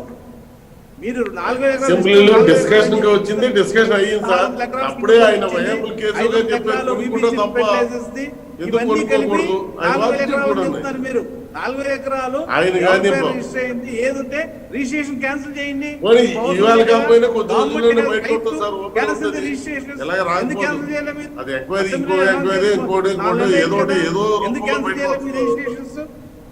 ఆ రోజు ఎఫ్ఐఆర్ ఎందుకు కట్టలేదు మీరు? ఆ రోజు ఎఫ్ఐఆర్ ఎందుకు కట్టలేదండి? దాని సిట్ ఎందుకు? క్లియర్ గా ఉంది అసెంబ్లీ చెప్తున్నారు కదా. ఆ రోజు ఎఫ్ఐఆర్ చేయొచ్చు కదా. ఎఫ్ఐఆర్ కట్టడానికి రిపోర్ట్ ఎన్ని కట్టేస్తారా? ఎఫ్ఐఆర్ రిపోర్ట్ మీద ఎలా చెప్పారంటే చెప్పాడు అసెంబ్లీలో ఏ బేసిస్ ఎంక్వైరీ జరగకుండా మీరు అలాగే ఎఫ్ఐఆర్ కడతారు.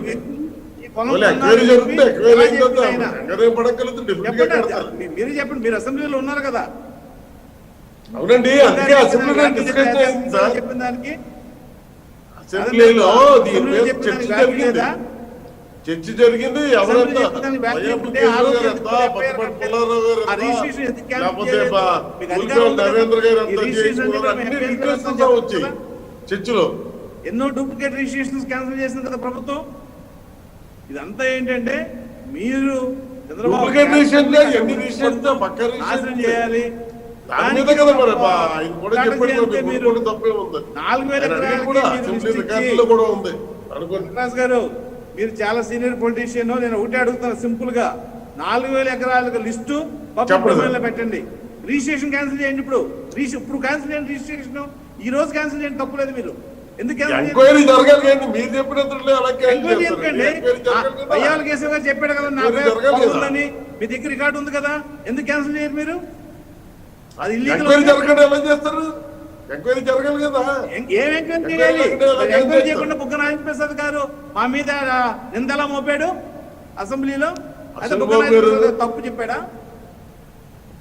ఏది బుగ్గ నారాయణ ప్రసాద్ గారు తప్పు చెప్పాడా చెప్పండి. ఎవరు? బుగ్గన గారండి. బుగ్గన రాజేంద్ర కాసారి డీటెయిల్స్ కూడా అన్ని కూడా ప్రతి ఎమ్మెల్యే దగ్గర ఉన్నాయి ఆ రికార్డు అంతా. దానికి ఎంక్వైరీ చేయకుండా ఎఫ్ఐఆర్ కట్టడం ఎంక్వైరీ లేకుండా ఎలా చేస్తారు? ఓకే. ఎంక్వైరీ చేసినప్పుడే గొడవ అంటారు.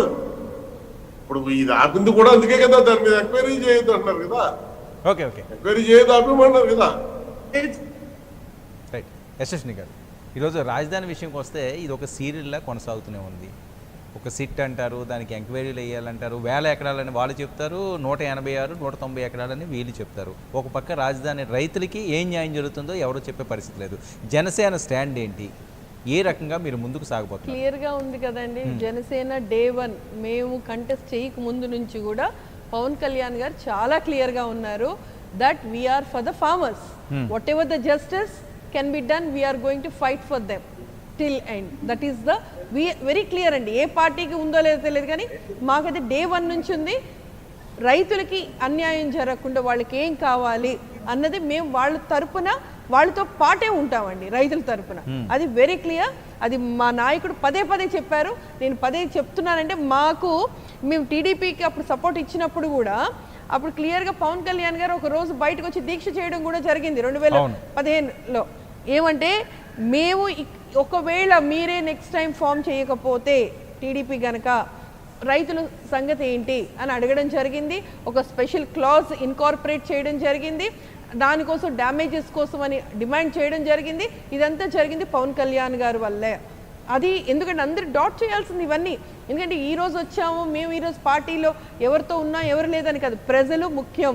ఈరోజు సొసైటీలో మనం ప్రజల తరపున ఉన్నామా లేదా అది ముఖ్యం అండి, పార్టీ కాదు. సో పవన్ కళ్యాణ్ గారు డే 1 నుంచి అదే స్టాండ్లో ఉన్నారు. ఇకపోతే అంటే వీళ్ళందరూ రోజుకొకటి అంటే దే ఆర్ ఇన్ అంటే it's another page, another day అని. Every day is not a regular day for them. ప్రతిరోజు ఒక ఇష్యూ, ప్రతిరోజు ఒక పేజ్లో ఉంటారు, ప్రతిరోజు ఒక స్టేట్మెంట్తో వెళ్తున్నారు. అంతేగాని వీళ్ళకి ఒక స్టాండర్డ్గా ఎవరికి ఏ నాయకుడికైనా ఏ పార్టీకైనా ఎవరు ఒక స్టాండర్డ్లో లేరు. సో మేము అదే ధీటుగా వెళ్తున్నాం. ఇప్పటికైనా రైతుల తరపు నుంచి డే 1 నుంచి మీరు ఒక్కసారి మా సిరీల్ ఆఫ్ ఇన్సిడెంట్స్ కానీ స్టేట్మెంట్స్ కానీ పవన్ కళ్యాణ్ గారు అన్నది మీరు చూస్తే కనుక వీఆర్ విత్ దెమ్.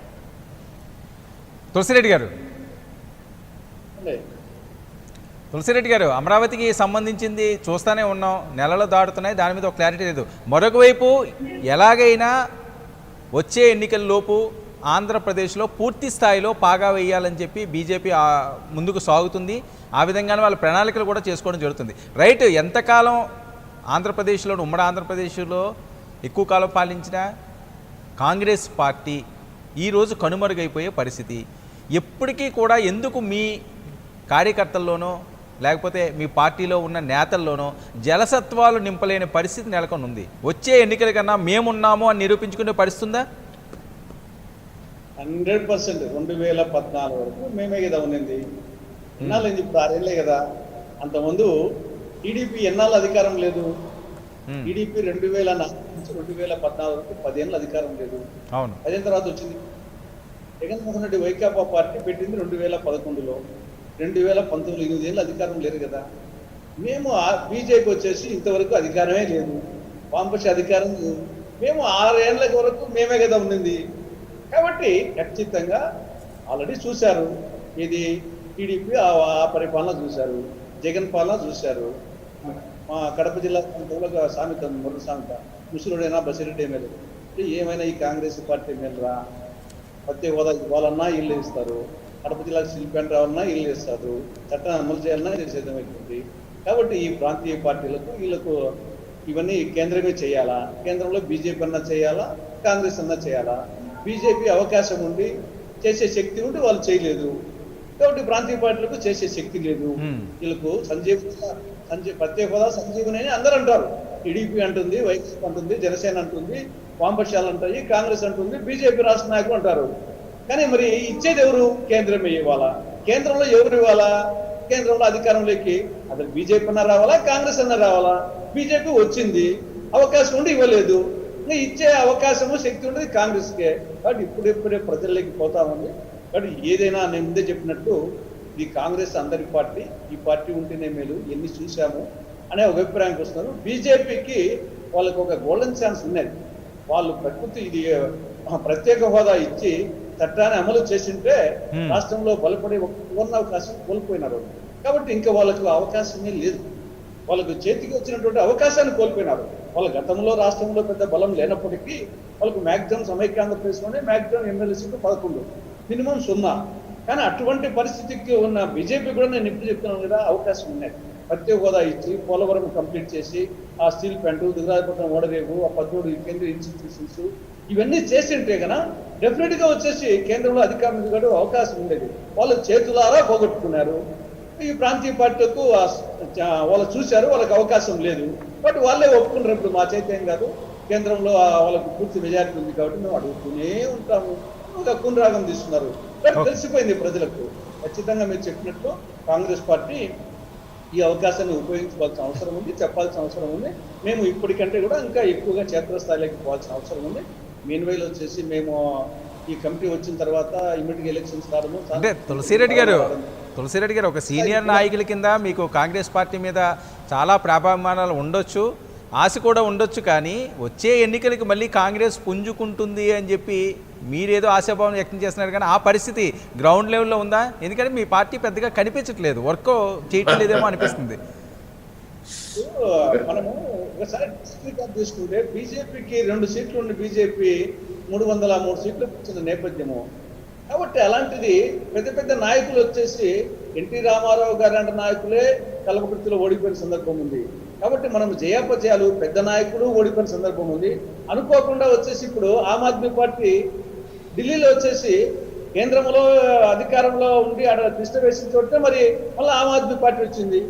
కాబట్టి మనము జయాపజయాలు ఒక ఇష్యూతో మారిపోతాయి. 2014 వరకు మేము అప్రతిఘతంగా పరిపాలించిన రాష్ట్రంలో ఒక ఇన్సిడెంట్, రాష్ట్ర విభజన అనే ఒక అంశము మాకు వ్యతిరేకంగా చేశారని ప్రజలు ఒక అభిప్రాయానికి వచ్చేసి ఖచ్చితంగా తులసిరెడ్డి గారు అది కాంగ్రెస్ పార్టీకి మాత్రం చారిత్రాత్మక తప్పిదమేనండి, అది సరిదిద్దుకోలేని తప్పు.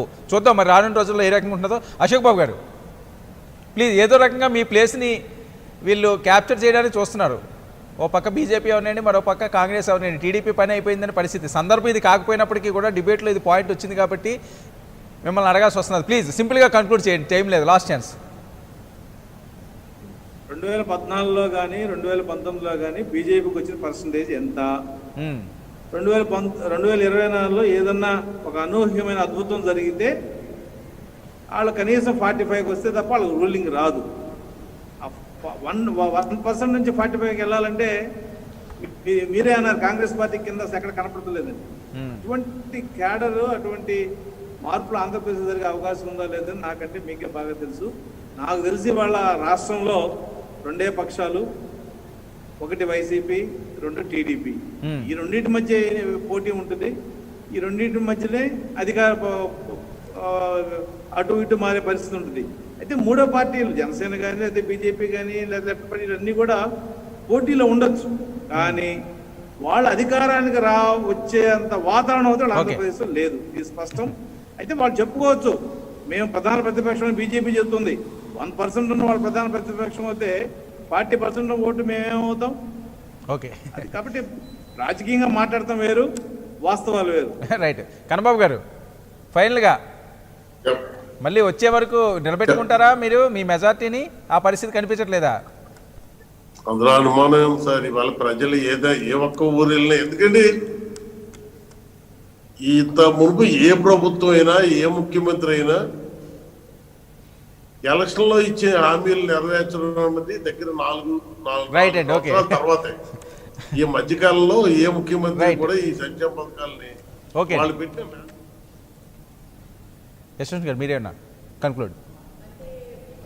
వీళ్ళు 51% ఓటింగ్ పడింది కదా అని వాళ్ళు అలా అనుకోక్కర్లేదు. మిగతా 49% టీడీపీకే రాలేదని టీడీపీ నాయకులు కూడా అనుకోక్కర్లేదు. దాంట్లో జనసేన ఉంది, సిపిఐ ఉంది, సిపిఎం ఉంది, ఇంకా వేరే ఇతర పార్టీలు ఇండిపెండెంట్స్ ఉన్నాయి. సో ఏ రోజు ఇప్పుడు రాజకీయం అనేది 180 degreesలో వెళ్తుంది. దయచేసి ఎవరికెవరు ఇది చేసుకోవద్దు. ఇప్పుడు మీరు చేసే తప్పులు ఒప్పులు మంచి అన్ని కూడా ఒక రికార్డ్ మెయింటైన్ అవుతుంది ప్రజల వల్ల. వాళ్ళే చేసుకుంటారు, వాళ్ళు ఎన్నుకుంటారు, అది వాళ్ళకి వదిలేద్దాం. థ్యాంక్ యూ యశస్విని గారు చర్చలో పాల్గొన్నందుకు. థ్యాంక్ యూ అండి అశోక్ బాబు గారు చర్చలో పాల్గొన్నందుకు. థ్యాంక్ యూ కన్నబాబు రాజు గారు. థ్యాంక్ యూ తులసిరెడ్డి గారు. Thank you Anjaneya Reddy garu. ఇది ఈనాటి big discussion. Stay tune to 990.